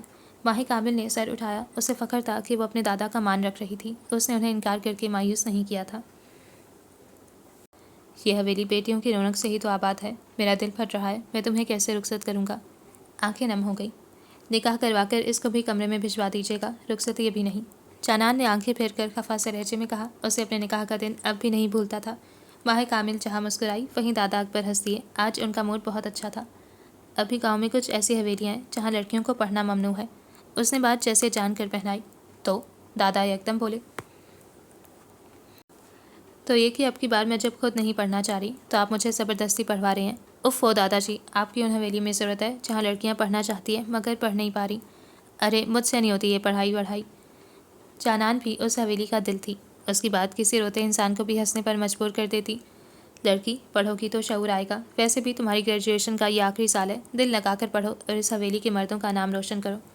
उन्होंने जानान के सर पर हाथ रखा। सब मर्दों के नाम की तख्ती बनवाकर सुबह 6 बजे खेतों में खड़ी हो जाऊंगी, फिर तो रोशनी ही रोशनी। उसने बेचारगी से कहा। तो अब की बार दादा अकबर ने कहका लगाया। कभी कभी महसूस होता है कि जानान की उम्र 10 साल पहले रुक गई थी। 12 साल लड़की। उन्होंने उसे प्यार से घूरा और माही कामिल को देखने लगे। कामिल, जी दादा। तुम एक बहुत प्यारी और सबसे समझदार लड़की हो। हमेशा याद रखना कि दादा अकबर को तुमसे बेपनाह मोहब्बत है। उन्होंने आखिरी जुमला बहुत सोच समझकर किसी बात के तहत बोला। हमेशा याद रखना। अब की बार लफ्ज़ों पर गिरफ्त मजबूत थी। माही कामिल उनका झुर्रियों ज़्यादा चेहरा देखने लगी। मैं आपका सर झुका देख सकती हूँ। मैंने आपकी बात का मान रखा है और आप भी हमेशा उसको मेरी मोहब्बत समझिएगा। उसने कहते साथ उनके गले लगते हुए आंखें मूंद लीं। दादा अकबर दुखी दिल से मुस्कुरा दिए। हवेली मेहमानों से भरी हुई थी। मर्दाने में सराका की हान कुछ उलझा हुआ बैठा था। सफ़ेद कुर्ते पर जल्द रंग की वेस्टकोट उसे सबसे मुनफरिद बना रही थी। निखरा निखरा चेहरा और हल्की शेफ जिसे उसने ज़रा नहीं छेड़ा था। कलाई में बंधी घड़ी में एक नज़र वक्त देखता हुआ वो बाहर पानी पीने चला आया। कुर्ते की टाइट आस्तीनों से निकलते मजबूत भरे भरे बाजू उसकी शख्सियत को मज़ीद पुरकशिश बना रहे थे। लड़कियों के हजूम से बाहर आता हुआ उनकी तवज्जो बन रहा था। जब तक वो लड़कियों के हजूम से बाहर ना आया, निगाहें फर्श पर टिकी रहीं। हरे भरे लॉन में खाने पीने का इंतज़ाम था। मेज़ों पर नफीस सफ़ेद चादर थी जिन पर लगे फूल भी सफ़ेद थे। गोया पूरे लॉन को एक मखसूस रंग से सजाया गया था। पानी ग्लास में निकालकर जैसे ही उसने ग्लास होंठों से लगाया, निगाहें ऊपर को उठीं और वहीं ठहर गईं। खिड़की से नजर आता वो कमरा और अपनी सिंगार मेज़ के सामने बैठी वो लड़की उसकी सारी तवज्जो अपनी जानिब खींच गई।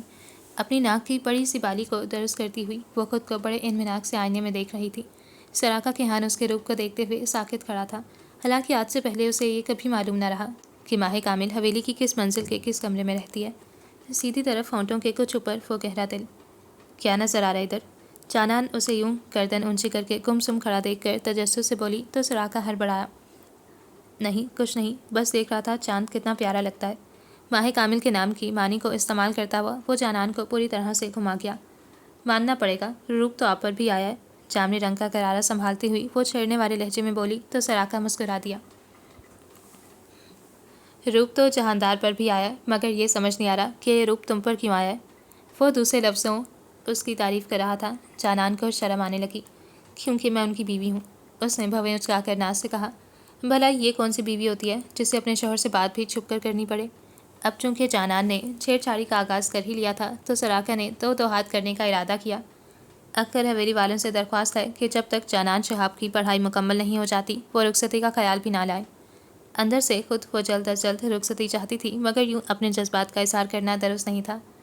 ऐसा मत कहा करो, मेरे भाई के दिल पर लगती है। सराका की मुस्कुराहट गहरी हुई। जानान ने मुस्कुराते हुए पलटना चाहा जब हील की सैंडल किसी चीज़ से टकराई और पाँव मुड़ा। वो धड़ाम से नीचे घास पर गिर से गई। हाय अल्लाह! کراہتے ہوئے اس نے اپنے پاؤں کو دیکھا جس کی سینڈل ایک جگہ سے ٹوٹ گئی تھی۔ ایسے گرا بھی مت کرو، میرے بھائی کے دل پر لگتی ہے۔ سراقہ ہنس پڑا۔ سراقہ بھائی؟ اس نے دانت پیسے۔ سراقہ لطف اندوز ہوتا ہوا اس کے پاس آیا۔ چلو اٹھ جاؤ، شاباش۔ میری سینڈل ٹوٹ گئی۔ مہنگی سینڈل ٹوٹنے کی تکلیف چوٹ لگنے سے زیادہ تھی۔ سراقہ نے مسکراہٹ دبائی۔ لاؤ مجھے اپنی سینڈل دو، شاید میں کچھ کر سکوں۔ وہ اس سے کچھ فاصلے پر کھڑا تھا، ایک گھٹنا گھاس پر رکھتے ہوئے وہ کچھ نیچے جھکا۔ جہاندار نے تمہیں یوں دیکھ لیا تو کافی پریشان ہو سکتا ہے۔ جس کو وہ آنکھوں پر بٹھاتا ہے وہ زمین پر گری ہوئی ہے۔ ایک بار پھر ہنسی چھوٹی۔ ساتھ ساتھ مجھ پر چیخے گا کہ میں تمہارا خیال نہ رکھ سکا۔ اب بھلا بتاؤ، تم دودھ پیتی بچی ہو کیا؟ اس حویلی میں اگر سراقہ کی کسی سے اچھی بات تھی تو وہ اس کی بھائی کی بیوی تھی، جانان شہاب اکبر۔ اس کو چھیڑنا سراقہ کا سب سے بہترین مشغلہ تھا۔ کاش اتنی اہمیت میری اپنی حویلی میں بھی ہوتی، وہ بڑبڑائی، اور اس کی بڑبڑاہٹ سراقہ نے واضح سنی تھی۔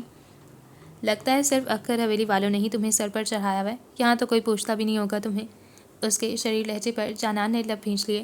ہائے سراقہ بھائی، 100% درست بات کی آپ نے۔ یہ لوگ میری اہمیت سمجھتے ہی نہیں۔ جہاندار کیس کی بیوی ہوں میں، عزت کرنی چاہیے میری، صحیح کہہ رہی ہوں نا؟ اپنی سینڈل پاؤں سے اتار کر اسے دیتے ہوئے وہ بہت اہم موضوع کی جانب آئی۔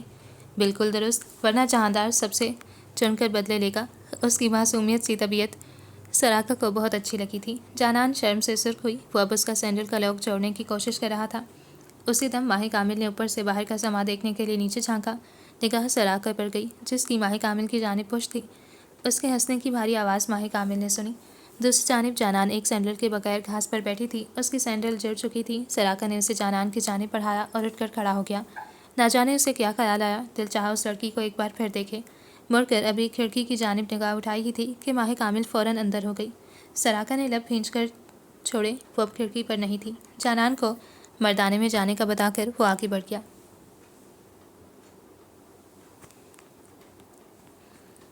نکاح کا آغاز ہو گیا تھا۔ ماہ کامل سے اجازت مانگ کر اب قاضی صاحب مردانے میں بڑھ گئے تھے۔ قبول ہے کہتے وقت اسے بار بار احساس ہوا کہ اسے فیصلہ غلط ہو گیا ہے۔ اس نے اپنے دونوں ہاتھوں کی انگلیاں آپس میں جکڑی ہوئی تھیں۔ البتہ وہاں سراقہ کی پیشانی پر گھبراہٹ کے مارے پسینے کے قطرے تھے۔ اسے اپنے نکاح میں قبول کرتے ہوئے اس نے اپنے دل کو دلاسا دیا۔ گردن پھڑ کر بدر عالم کو دیکھا تھا جسے سانپ سونگھ گیا ہو۔ اس کا رویہ عجیب تھا، سراقہ سمجھ نہ سکا۔ تھوڑی ہی دیر میں ماہ کامل کو سراقہ کے برابر میں بٹھا دیا گیا۔ دادا اکبر اور اکبر دونوں کچھ فاصلے پر تخت پر بیٹھے کسی بات پر ہنس رہے تھے۔ گویا محفل جمی ہوئی تھی اور ہر طرف خوشی کا سما تھا۔ آبرو کچھ دور بھویں اٹھائے بیٹے اور بہو کو دیکھ رہی تھی اور سراقہ ان کی نظروں پر سانس خارج کرتا ہوا انہیں دور سے صرف نارمل رہنے کا اشارہ کر رہا تھا۔ ماہ کامل سے وہ کڑی نگاہیں چھپ نہیں پا رہی تھیں۔ چند دنوں پہلے بھی حویلی میں آبرو کے رویے کا ذکر عروج پر تھا اور اب اسے اندازہ ہو چکا تھا کہ وہ اس شادی سے خوش نہیں۔ شوہر کے برابر بیٹھتے ہوئے ہونے کا احساس کتنا عجیب تھا، انہونا سا، انوکھا سا۔ وہ سارا وقت خاموشی سے فرش کو تکتی رہی تھی۔ سراقہ نے بھی بات کا آغاز نہ کیا۔ جانان، بالآخر وہ پکار اٹھی۔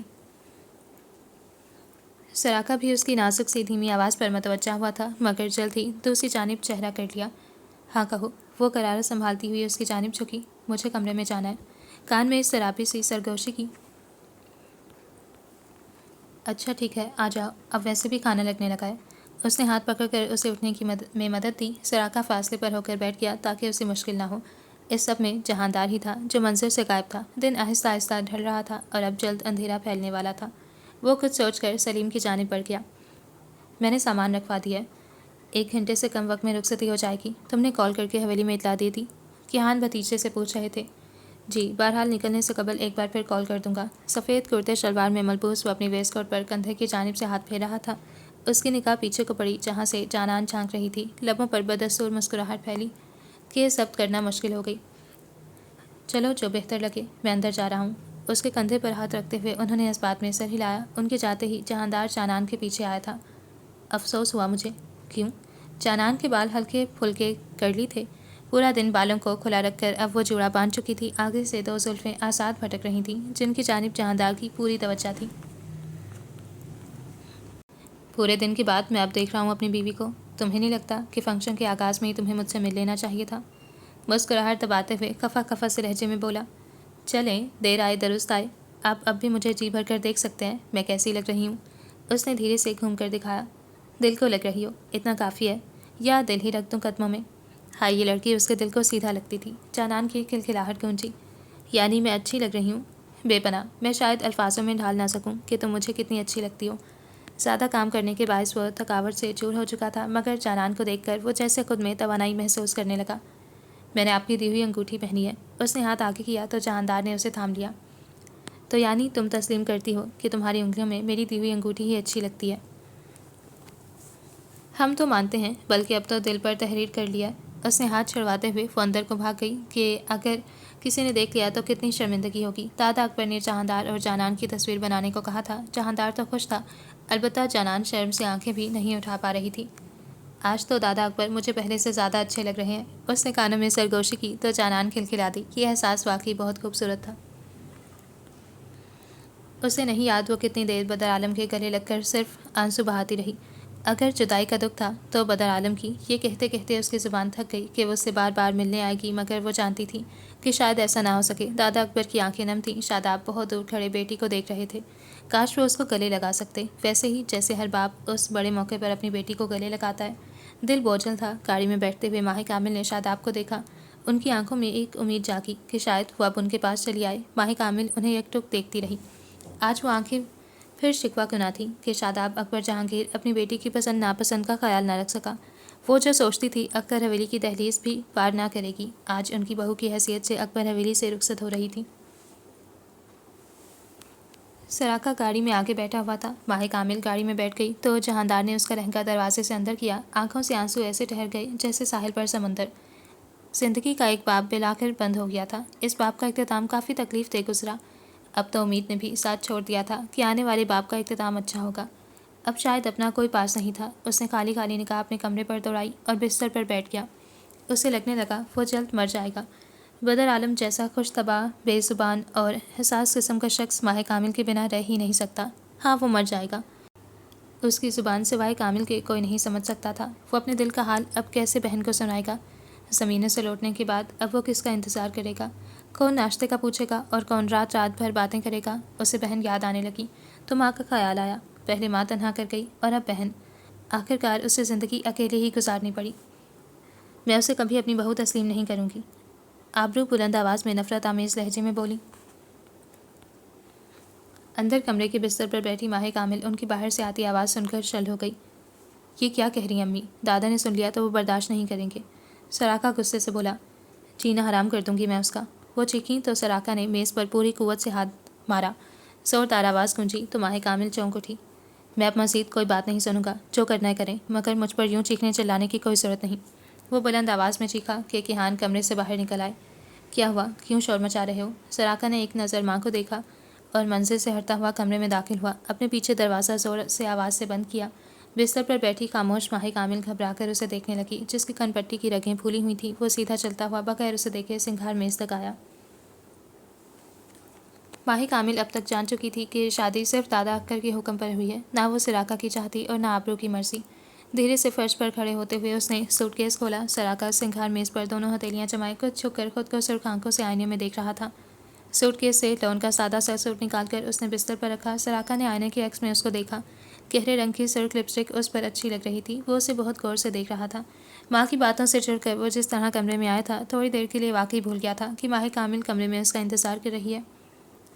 ان کی باتوں کا برا مت ماننا، یہ رشتہ قبول کرنا ان کے لیے بہت مشکل ہے۔ تم جانتی ہی ہوگی کہ یہ شادی کس کی خواہش پر ہوئی ہے۔ امی بس کچھ غصے میں ہے اور امید ہے چند دنوں میں ٹھیک ہو جائیں گی۔ بھویں خراب موڈ کی وجہ سے آپس میں ملی ہوئی تھی۔ وہ صاف صاف اسے بتا چکا تھا کہ اسے شادی کی خواہش خود سراقہ کو بھی نہیں تھی، مگر ماہ کامل حیران نہیں ہوئی۔ وہ جانتی تھی۔ واش روم کہاں ہے؟ اس نے سراقہ کی بات کا جواب دیے بغیر پوچھا۔ سراقہ نے اس کا یوں بات بدلنا واضح محسوس کیا۔ کاش وہ اسے کہہ سکتا کہ وہ مزید اسے یوں سچ سے سورے روپ میں دیکھنا چاہتا ہے، مگر ماں کے ساتھ ہوئی بحث نے اس کا مزاج پوری طرح خراب کر دیا تھا۔ وہ چاہتے ہوئے بھی کچھ نہ کہہ پایا۔ وہاں آنکھوں کے اشارے سے بتاتے ہوئے وہ اب اسے سر تپیر دیکھ رہا تھا۔ سرخ رنگ اس پر اچھا لگتا تھا۔ دل نے عجیب خواہش کی۔ ماہ کامل سوٹ اٹھا کر واش روم کی جانب بڑھ گئی۔ سراقہ نے بھی ویسٹ کوٹ اتار کر کرسی کی پشت پر رکھ دیا۔ اس کا چہرہ ہمیشہ کی طرح سنجیدہ تھا۔ تھوڑی ہی دیر میں وہ باہر آئی تو ایک سادے سے لون کے سوٹ میں تھی۔ میک اپ سے چہرہ پاک تھا اور جیولری، لہنگا ہاتھ میں۔ کمرے میں ٹھہرنے کا اب سراقہ کا بھی موڈ نہیں تھا۔ وہ اس سے کیا کہتا؟ نہ دل میں اس کے لیے کوئی جذبہ اور نہ کبھی اس نے ماہ کامل کو اپنی بیوی کے روپ میں سوچا تھا۔ کچھ ملتے جلتے حالات ماہ کامل کے بھی تھے۔ وہ تکیہ صوفے پر رکھ کر وہیں بیٹھ گئی۔ میں باہر جا رہا ہوں، میرا انتظار مت کرنا، شاید صبح ہو جائے۔ سنجیدگی سے کہتے ہوئے وہ چابی اٹھاتا باہر نکل گیا اور ماہ کامل یہ سوچ کر گہری سکون کا سانس لینے لگی کہ وہ اس کا انتظار کرنے بھی نہیں والی تھی۔ مجبوری میں بندھا رشتہ ہمیشہ مجبوری ہی رہے تو بہتر ہے۔ دلوں میں زبردستی محبتیں پیدا نہیں کی جا سکتی اور نہ ماہ کامل کی چاہتی۔ ہاتھوں کی بھری بھری مہندی اور ہتھیلی کے درمیان لکھا مہندی سے سراقہ کے نام کا رنگ کافی گہرا تھا۔ اس کے جاتے ہی ماہ کامل نے نظریں گھما کر ارد گرد دیکھا۔ کمرہ کافی کشادہ تھا، یہ اس کی ماں کی حویلی تھی۔ یہ سوچ کر اسے مزید تکلیف ہوئی۔ گھڑی رات کے 12 بجا رہی تھی۔ کھڑکی سے گاڑی سٹارٹ ہونے کی آواز آئی۔ خیالوں میں چند الفاظ گردش کرنے لگے۔ زندگی کا نیا باب، نیا رخ، نیا صفحہ۔ اپنی ڈائری پڑھتے پڑھتے نہ جانے وہ کب سوئی۔ اندھیرے کمرے کا دروازہ کھولتے ہوئے سراقہ اندر آیا۔ بھاری قدموں کی دھیمی چاپ اس کی نیند میں خلل نہ پیدا کر سکی۔ دل میں ایک احساس تھا کہ صوفے پر لیٹی وہ لڑکی اس کے نکاح میں تھی، اس کی بیوی تھی، اس کی تھی۔ وہ اس پر حق رکھتا تھا، بالکل اسی طرح جس طرح وہ لڑکی اس پر حق رکھتی تھی۔ اس کی نگاہ کھڑکی سے پر پڑی جس کے پردے ہٹے ہوئے تھے۔ آسمان گہرے نیلا ہو رہا تھا۔ وہ جب گھر میں داخل ہوا تھا تو 6 بج رہے تھے۔ ساری رات خود کے ساتھ گزار کر وہ اب کمرے میں موجود تھا۔ آبرو کی باتیں اور بحث کرنے کی عادت سراقہ کو چلا دیتی تھی اور پھر اس کا وہ وقت ہمیشہ کی طرح خراب گزرتا تھا۔ وہ چلتے ہوئے ماہ کامل کے نزدیک آیا۔ چادر میں سمٹ کر لیٹی ماہ کامل اپنی ڈائری بند کر کے اسے اندر رکھنا بھول چکی تھی۔ اس نے حیرت سے اس کی کھلی ڈائری دیکھی اور پاس پڑا فرش پر پین اٹھا کر دیکھنے لگا۔ کیا وہ ساری رات کچھ پڑھتی یا لکھتی رہی تھی؟ سراقہ نے الٹ پلٹ کر اس ڈائری کو دیکھا اور پھر ماہ کامل کے چہرے کو۔ میک اپ سے پاک شفاف چہرے نے سراقہ کو اسے نزدیک سے دیکھنے پر مجبور کیا۔ ٹھنڈ کے باعث وہ بھورے رنگ کی جیکٹ پہنا ہوا تھا، پاؤں میں بڑے سے بھاری جوتے اور بکھرے بال۔ وہ اس کے مزید قریب ہوتے ہوئے فرش پر جھک کر گھٹنوں کے بل بیٹھ گیا۔ ہونٹوں کے اوپر کیا سیاہ تیل واقعی اتنا خوبصورت لگتا تھا یا صرف سراقہ کو لگ رہا تھا؟ وہ محض سوچ کر ہی رہ گیا۔ ماہ کامل کی لمبی گھنی چٹیا سے نکلتے بال اس کی آنکھوں اور چہروں کو جگہ جگہ سے ڈھانپ رہے تھے۔ کیا وہ اتنی ہی خوبصورت تھی یا یہ صرف اس خوبصورت رشتے کا کمال تھا جس نے انہیں ایک دوسرے کے نزدیک کر دیا تھا؟ سراقہ نے اسے دیکھتے ہوئے وہ ڈائری کھولی۔ پہلے صفحے پر عنوان کی بڑی سی ہیڈنگ درج تھی مگر عنوان درج نہیں تھا۔ وہ دونوں بھویں کچھ حیرانی سے اچکا کر صفحے پلٹنے لگا۔ کیا وہ کوئی کہانی لکھتی تھی یا اپنی ڈائری؟ سراقہ قدرے امپریس ہوا، حالانکہ اس وقت سے قبل سراقہ کو کبھی کتابوں میں دلچسپی نہیں رہی، مگر اس کا دل چاہا کہ یہ اسے پڑھنا چاہیے۔ وہ ڈائری کافی موٹی تھی اور اس کے آدھے سے زیادہ صفحات بھرے ہوئے تھے۔ اس نے حیرانی سے ماہ کامل کو دیکھا اور کھل کر مسکرایا۔ پہلے صفحے سے کے اوپر سب سے اوپر مصنفہ ماہ کامل لکھا ہوا تھا، یعنی اس نے ایک ادیبہ سے شادی کی تھی۔ مسکراہٹ مزید گہری ہوئی۔ انگلیوں سے اس کے چہرے پر بکھرے بالوں کو پیچھے کرتے ہوئے اس نے باغور دیکھا۔ ہاں، وہ واقعی اتنی ہی خوبصورت تھی۔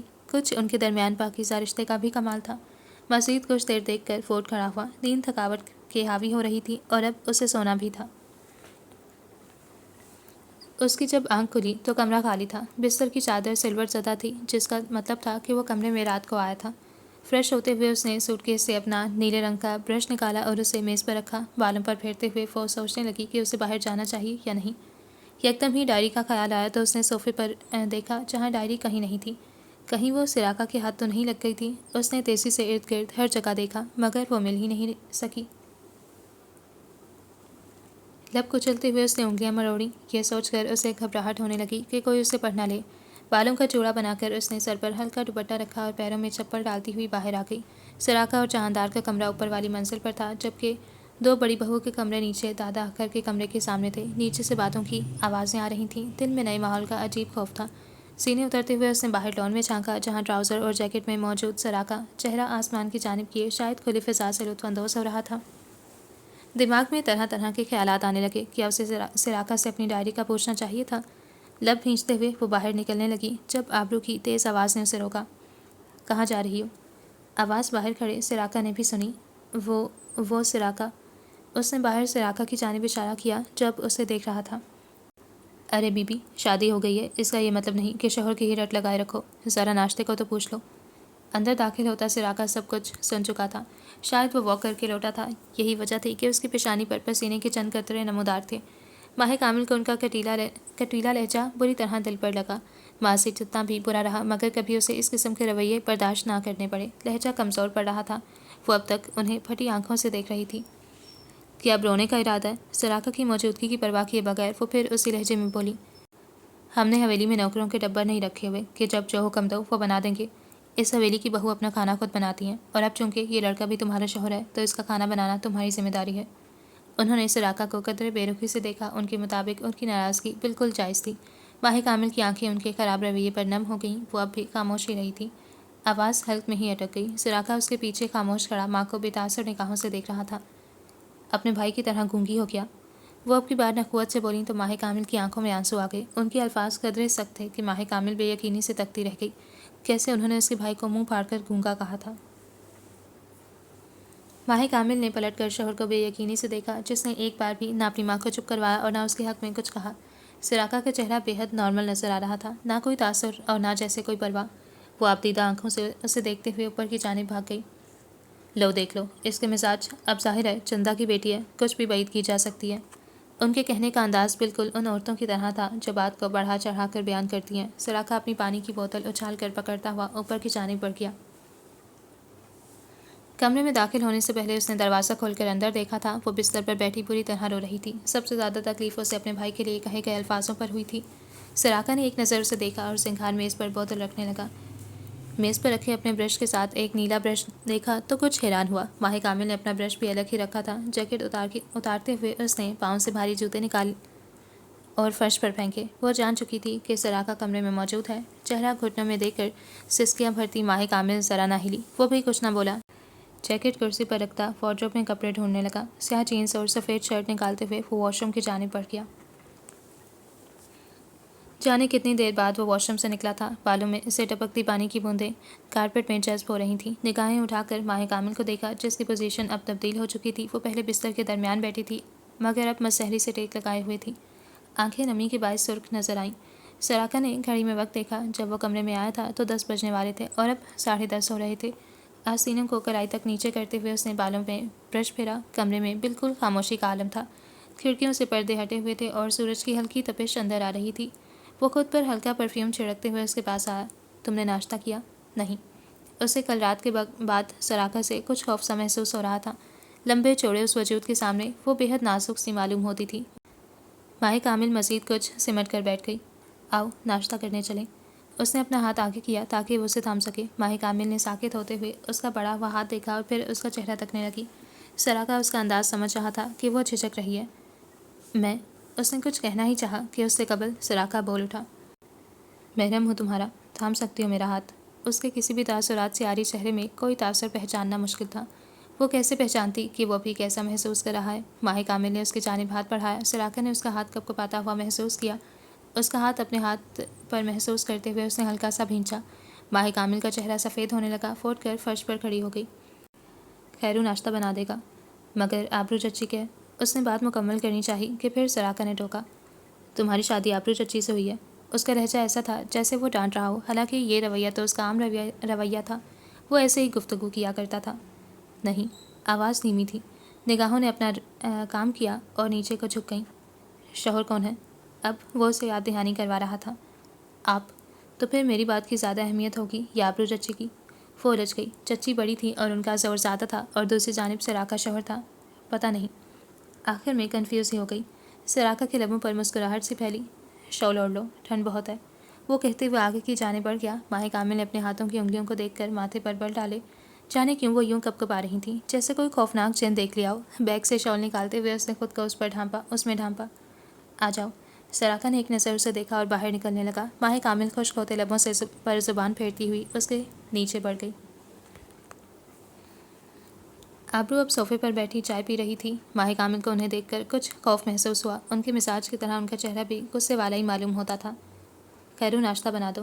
وہ ایک دبلا پتلا لڑکا تھا جو کچن سے باہر اس کی آواز پر آیا تھا۔ سراقہ نے میز کے ساتھ بیٹھتے ہوئے ماہ کامل کو بھی بیٹھنے کا اشارہ کیا۔ ماہ کامل نے ایک نظر آبرو کو دیکھا جن کی بھویں اوپر کو اٹھی ہوئی تھیں۔ لو، ابھی کتنے الفاظ ضائع کیے میں نے، مگر لگتا ہے کوئی اثر نہیں ہوا۔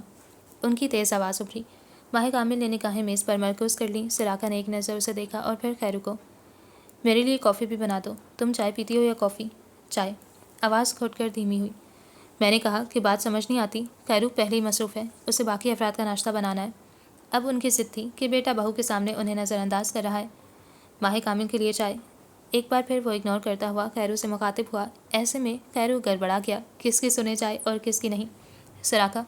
آواز میں بے چینی تھی۔ وہ خاموش رہا۔ میز پر رکھا اخبار اٹھاتے ہوئے اسے اپنی آنکھوں کے سامنے پھیلا لیا۔ ماہ کامل نے اپنی انگلیاں سختی سے مروڑی۔ اس وقت اسے بالکل سمجھ نہیں آ رہا تھا کہ کیا کیا جائے۔ ماحول میں خود کو انفٹ محسوس کرتے ہوئے اس نے پہلو بدلا۔ اب کی بار آبرو نے چائے کا خالی کپ زور سے کانچ کی میز پر پٹکا تھا اور تنفن کرتی ہوئی اندر کو بڑھ گئی۔ ماہ کامل پٹک کی آواز پر ہڑبڑائی تھی۔ دل کی دھڑکنیں مزید تیز ہو گئیں۔ اس نے گہری گہری سانسیں بھرتے ہوئے سراقہ کو دیکھا، جس کا چہرہ اخبار کی وجہ سے چھپا ہوا تھا، گویا اس پر کوئی فرق ہی نہ پڑا ہو۔ ہاتھ ٹھنڈے ہونے لگے۔ تھوڑی ہی دیر میں خیرو نے اس کے آگے پراٹھے کی پلیٹ اور آملیٹ رکھا، ساتھ ہی کافی کا ایک مگ سراقہ کے سامنے اور چائے کا ایک مگ ماہ کامل کی جانب بڑھایا۔ وہ ناشتے کو دیکھتی رہی، جانے کیوں مگر ہاتھ بڑھائے نہیں گئے۔ اس نے سراقہ کے آگے رکھی پلیٹ کو دیکھا جس میں کافی کا مگ تھا۔ کیا وہ مکمل ناشتہ نہیں کرنے والا تھا؟ مزید وقت گزر گیا اور یوں ہی وہ ناشتے کو تکتی رہی۔ پراٹھے کو آنکھوں سے نکلنے کی کوشش میں خود کو ہلکان مت کرو، ہاتھ بڑھاؤ اور صحیح سے کھاؤ۔ نہ جانے اس نے کب اخبار کی آڑ سے اسے دیکھا۔ اس کی بات پر وہ چونک سی گئی۔ اس کے ناشتہ کرنے کے دوران وہ مسلسل کافی کے گھونٹ بھرتا رہا تھا۔ ماتھے پر اخبار پڑھتے ہوئے ہلکے ہلکے بل نمودار تھے۔ اس نے دادا اختر کے کمرے کی طرف دیکھا جن کا دروازہ بند تھا۔ حویلی میں اب دوبارہ خاموشی چھا گئی تھی۔ جب تک اس نے چائے کا آخری گھونٹ نہ بھرا، سراقہ کرسی سے اٹھا نہیں۔ حالانکہ اس کی کافی کا مگ پہلے ہی خالی ہو چکا تھا۔ اس کے ناشتہ ختم کرتے ہی وہ اٹھ کھڑا ہوا۔ خیرو، یہ برتن اٹھا لو۔ ماہ کامل نے خاموش رہنا ہی مناسب سمجھا۔ میں باہر جا رہا ہوں، اور تم؟ جیب سے گاڑی کی چابی نکالتے ہوئے اس نے تم پر دباؤ ڈال کر بات ادھوری چھوڑی۔ تم کمرے میں چلی جاؤ اور کمرے میں ہی رہنا جب تک میں دادا کر نہیں جاگ جاتے۔ وہ نہیں چاہتا تھا کہ اس کا سامنا آبرو سے دوبارہ ہو۔ ماہ کامل اس کی بات سن کر اوپر کی جانب بڑھ گئی۔ کمرے میں داخل ہوتے ہوئے اسے اپنی ڈائری کا خیال آیا تو لب بھیج گئی۔ اس سب کے دوران وہ سراقہ سے اپنی ڈائری کا پوچھنا مکمل بھول چکی تھی۔ دل اس قدر بوجھل ہو چکا تھا کہ اب کچھ پوچھنے جانے کی گنجائش ہی نہیں رہی تھی۔ وہ بستر پر تھکے سے انداز میں بیٹھ گئی۔ ہاں، اس کی زندگی کبھی آسان نہیں رہی، مگر اس سب کے باوجود کسی نے آج تک اس سے آبرو جیسا رویہ نہیں اپنایا تھا۔ وہ نہیں جانتی تھی کہ اسے کیسے ڈیل کیا جاتا ہے۔ آج جانان کی کمی بے تحاشا محسوس ہوئی۔ اس کی اداسی دور کرنے والی جانان آج اس کا دکھ نہیں مٹا پا رہی تھی۔ نہ پاس جانان تھی، نہ بدر عالم۔ لوگوں سے بھری ہوئی حویلی میں وہ خود کو ایک بار پھر تنہا محسوس کرنے لگی۔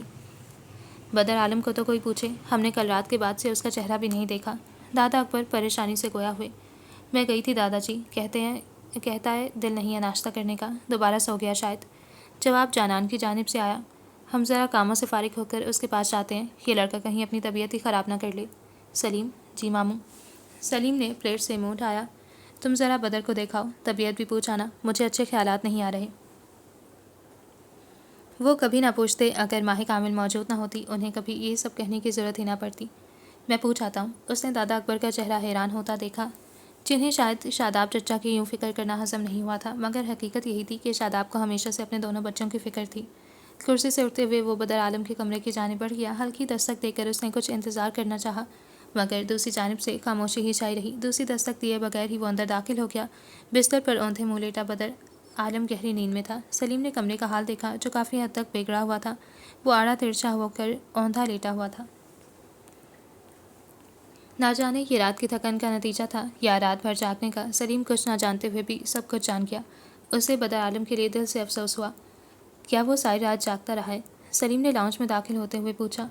مجھے اندازہ نہیں۔ کیا وہ ٹھیک ہے؟ شاداب بے چینی سے بولے۔ سو رہا ہے، نیند بہت گہری ہے، میں نے اسے اٹھانا مناسب نہیں سمجھا، وہ شاید ماہ کامل کو یاد کر رہا ہے۔ کرسی کھینچ کر بیٹھتے ہوئے اس نے اپنے خیالات کا اظہار کیا۔ بہن کو رخصت ہوئے ایک دن بھی مکمل نہیں ہوا، اس کا دکھی ہونا غلط ہے، چند دنوں میں ٹھیک ہو جائے گا۔ یہ دادا اکبر تھے جنہوں نے تسلی سے کہا تھا۔ شاداب پہلو بدل کر رہ گئے تھے۔ جانان نے لب کاٹتے ہوئے دادا کو دیکھا جن کا لہجہ بے حد عام تھا۔ سبھی جانتے تھے کہ اس کے لیے ماہ کامل کتنی زیادہ اہم تھی۔ مجھے لگتا ہے بھائی صاحب جلد ہی جہاندار اور جانان کی رخصتی کی بات کرنے والے ہیں، مگر ہم ان سے کچھ کہنے پوچھنے سے پہلے وہی مطالبہ کریں گے جو ہمارا حق ہے۔ لہجہ قدرے ذو معنی تھا۔ جانان نے بے اختیار چہرہ اٹھا کر انہیں دیکھا۔ مطالبہ؟ وہ کچھ سمجھ نہ سکی، البتہ خطرے کی گھنٹی بج چکی تھی۔ جو حکم ابا میاں۔ شہاب نے حامی بھری، ان کا لہجہ بھی مطمئن تھا۔ سلیم نے جانان کو دیکھ کر نگاہیں چرائیں جیسے وہ سب کچھ جانتا ہو، مگر اگر اس سب میں جانان کو کچھ یاد آیا تھا تو وہ جہاندار اور اس کی شدت پسندی تھی۔ جہاندار کی اپنی راہ میں بننے والی ہر رکاوٹ کو اکھاڑ سکتا تھا۔ اس کا غصہ یاد کر کے وہ لرز کر رہ گئی تھی۔ ماہ کامل کمرے سے باہر نہیں آئی۔ ہم نے سوچا تھا کہ ناشتہ ساتھ ہی کریں گے، مگر خیرو نے بتایا کہ تم دونوں نے صبح ہی کر لیا تھا۔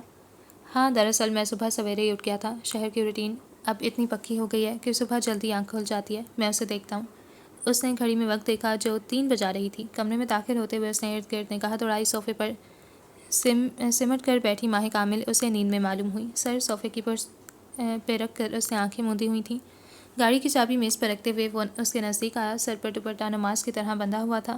وہ شاید ظہر پڑھ کر بیٹھی تھی۔ سراقہ نے کمرے میں ہلکا ہلکا اندھیرا ہونے کے باعث ماہ کامل کو قریب سے دیکھا۔ بستر پر جا کر سو جاؤ، یوں صوفے پر سوگی تو اچھا نہیں لگے گا۔ اس کی بھاری آواز پر ماہ کامل چونک کر اٹھ گئی۔ کافی لمحے صرف جگہ کو پہچاننے میں لگ گئے۔ اسے بالکل قریب دیکھ کر وہ تیزی سے پیچھے کو ہٹی اور اس کے چہرے پر یوں ہوائیاں اڑنا سراقہ سے چھپ نہ سکا۔ وہ اسے ایسے تکنے لگا جیسے اپنا قصور جان رہا ہو۔ آنکھوں میں شکوہ تھا، حیرانی تھی، ایک عجیب سا تاثر تھا۔ وہ اس سے کہتا بھی تو کیا کہتا کہ یہ سب کیا ہے اور وہ ایسا کیوں کر رہی ہے۔ ماہ کامل کو تھوڑی دیر کے لیے کچھ کہنا غلط محسوس ہوا۔ وہ اسے سپاٹ نگاہوں سے دیکھتا الٹے قدم پیچھے ہٹ رہا تھا۔ ماہ کامل ساکت سی اسے دیکھنے لگی۔ لمبے لمبے ڈگ بھرتا ہوا وہ تیزی سے کمرے سے نکل گیا۔ سانسیں ساکن ہونے لگیں۔ اس نے زور دے کر گہری سانس لی۔ دل زور سے دھڑک رہا تھا، مگر ہاں اسے ایسا ہی کرنا تھا۔ بدر عالم کی طبیعت کی خرابی کی وجہ سے ولیمے کی تاریخ کچھ آگے رکھ دی تھی، مگر ماہ کامل کو آدھی ادھوری بات بتائی گئی تھی۔ کیوں؟ اسے حیرانی ہوئی۔ یوں ہی دادا اکثر چاہتے تھے کہ شادی اور ولیمے میں ذرا لمبا گیپ رکھا جائے۔ زینت چچی اسے دلاسے دے رہی تھیں کہ اگر بدر عالم کی طبیعت کا بتا دیا تو وہ پریشان ہو جائے گی، مگر میں بدر سے ملنا چاہتی تھی۔ بستر کی چادر پر ناخن گاڑتی ہوئی وہ بھائی کو یاد کرتے ہوئے بولی، ولیمہ نہیں ہو رہا تو کیا ہوا، حویلی کی پہلی شادی ہے اور اس موقع پر کل ایک چھوٹی سی دعوت منعقد ہوئی ہے۔ کیہان بھائی کے دوست رشتہ دار سب مدعو ہیں اور میں نے سوچ رکھا ہے کہ کل تمہیں بیوٹیشین سے تیار کروائیں گے۔ نئی نویلی دلہن تو معلوم ہو۔ اس کے سر پر پیار سے ہاتھ پھیرتے ہوئے وہ اکبر حویلی کا موضوع تبدیل کر گئیں۔ وہ پورا دن دادا اکثر سے دور ہی رہی، کیونکہ جانتی تھی کہ اگر ان کے پاس گئی تو ان کی بے جا محبت اس کے دل کو نرم کر دے گی۔ اس سے خوف تھا اور وہ خوف کا سامنا نہیں کر پا رہی تھی۔ زینت چچی کا رویہ ہمیشہ کی طرح اس کی جانب نرم ہی رہا۔ رات کی سیاہی ہر جگہ پھیل چکی تھی۔ اس کا صوفہ کھڑکی کے ساتھ ہی رکھا تھا۔ عجیب بے بسی تھی۔ کھڑکی کھولتے ہوئے وہ صوفے پر ہی بیٹھ گئی۔ دکھ نے اس کا دماغ مفلوج کر دیا تھا کہ وہ کیا کر رہی تھی۔ عجیب طرح کی شرمندگی نے اسے گھیرا۔ صبح سے جانے کتنی ہی بار وہ یہ سوچ کر تکلیف کا شکار ہوئی، مگر دوسرے ہی پل ماں کے خیال نے یہ سارا دکھ بھلا دیا۔ اسے یہاں سے دور جانا تھا۔ قدم پھونک پھونک کر اٹھانا اس لیے بھی ضروری تھے کہ ایک دفعہ اگر وہ کمزور پڑ گئی تو کبھی اٹھ نہ سکے گی۔ گویا یہ ایک دلدل ہو اور وہ اس میں دھنستی چلی جائے گی۔ کمرے کا دروازہ آواز سے کھلا۔ اس نے سراقہ کو اندر قدم بڑھاتے دیکھا، بکھرے بال اور تھکاوٹ سے چور بدن۔ ہاں وہ جانتی تھی کہ یہ پورا دن اس نے ماہ کامل کی وجہ سے باہر گزارا۔ سراقہ کے ایک بار بھی اس سے نگاہ نہ ملائی تھی۔ وہ چلتا ہوا بستر پر آ بیٹھا۔ جوتے جیسے تیسے اتار کر اس نے جسم بستر پر پیچھے کی جانب پھینکا اور آنکھیں کھول کر چھت کو گھورنے لگا۔ آنکھیں تھکاوٹ سے آدھی ہی کھلی تھیں۔ ماہ کامل کو اس کے لیے اتنا برا محسوس ہوا کہ وہ تکلیف سے آنکھیں ہی پھیر گئی۔ تم نے کھانا کھا لیا؟ جی۔ دھیمی مگر واضح آواز۔ سراقہ نے آنکھیں موند لی۔ وہ انتظار کرنے لگا جیسے وہ یہ سوال اس سے بھی پوچھے گی، مگر ایسا نہ ہوا۔ دوسری جانب خاموشی ہی رہی۔ یکدم ہی دروازے پر دستک ہوئی۔ وہ حیرانی سے وقت دیکھتا ہوا اٹھ کر بیٹھا۔ اس نے اندر آنے کی اجازت دی تو ملازمہ کھانے کی ٹرے تھامے داخل ہوئی۔ یہ ماہ کامل باجی کے لیے زینت بی بی نے بھجوایا۔ انہوں نے کہا ہے کہ آپ سے کہہ دوں کہ کھانا کھائے بغیر مت سوئیے گا۔ ملازمہ بول رہی تھی اور ماہ کامل سراقہ کی نظروں پر بے جا شرمندہ ہو رہی تھی۔ ملازمہ کے جاتے ہی سراقہ تلخی سے ہنسا اور دوبارہ بستر پر چت لیٹ گیا۔ اس کے پیر فرش پر تھے۔ ماہ کامل کو اس کی تلخی کسی طنز کی صورت میں محسوس ہوئی۔ اس کے جھوٹ پر وہ ہنستا نہیں تو کیا کرتا۔ اس نے ٹرے میں رکھے چاول کی پلیٹ اور شوربے کو دیکھا۔ وہ لقمہ بھی نہ بھر سکی۔ نگاہیں سراقہ کے چہرے پر تھیں جو لیٹا ہوا تھا۔ اچانک ہی وہ جھٹکے سے اٹھ کر بیٹھا اور پھر لمحوں میں کھڑا ہو گیا۔ گھوم کر اس کے سامنے کھڑے ہوئے اس نے آرام دہ کرسی اپنی طرف کھینچ لی اور مقابل بیٹھ گیا۔ ماہ کامل کا دل حلق میں آ گیا تھا۔ مجھ سے نفرت کرتی ہو؟ چہرہ سنجیدہ تھا اور آواز سخت۔ وہ کچھ کنفرم کر رہا تھا، جیسے یہ جاننا بے حد ضروری تھا۔ اگر ماہ کامل سراقہ سے نفرت کرتی ہوگی تو وہ آئندہ کبھی بات کرنے کی بھی کوشش نہیں کرے گا۔ نہیں، اس نے تیزی سے کہا۔ سراقہ نے اس کی آنکھوں میں جھانکا جہاں خوف کے تاثرات تھے۔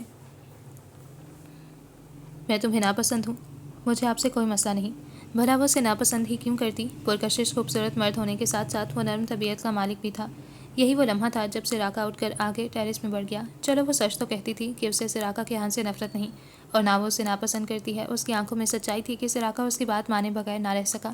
یہ لڑکی ایک دن میں اس کا ذہنی سکون بگاڑ گئی تھی۔ وہ خود ہی کمرے سے باہر نکل کر ٹیرس پر چلا آیا کہ وہ مزید وہاں نہیں بیٹھ سکتا تھا۔ وہ لڑکی اس کی توجہ اپنی جانب کھینچتی تھی۔ اس کے ہونٹوں کے اوپر نمایاں دل اسے سے آنکھیں چرا کر باہر چلا آیا۔ مزید بیٹھ کر وہ اسے کشمکش میں نہیں ڈال سکتا تھا۔ سگریٹ کا ڈبہ جیب سے نکالتے ہوئے اس نے ایک سگریٹ سلگائی۔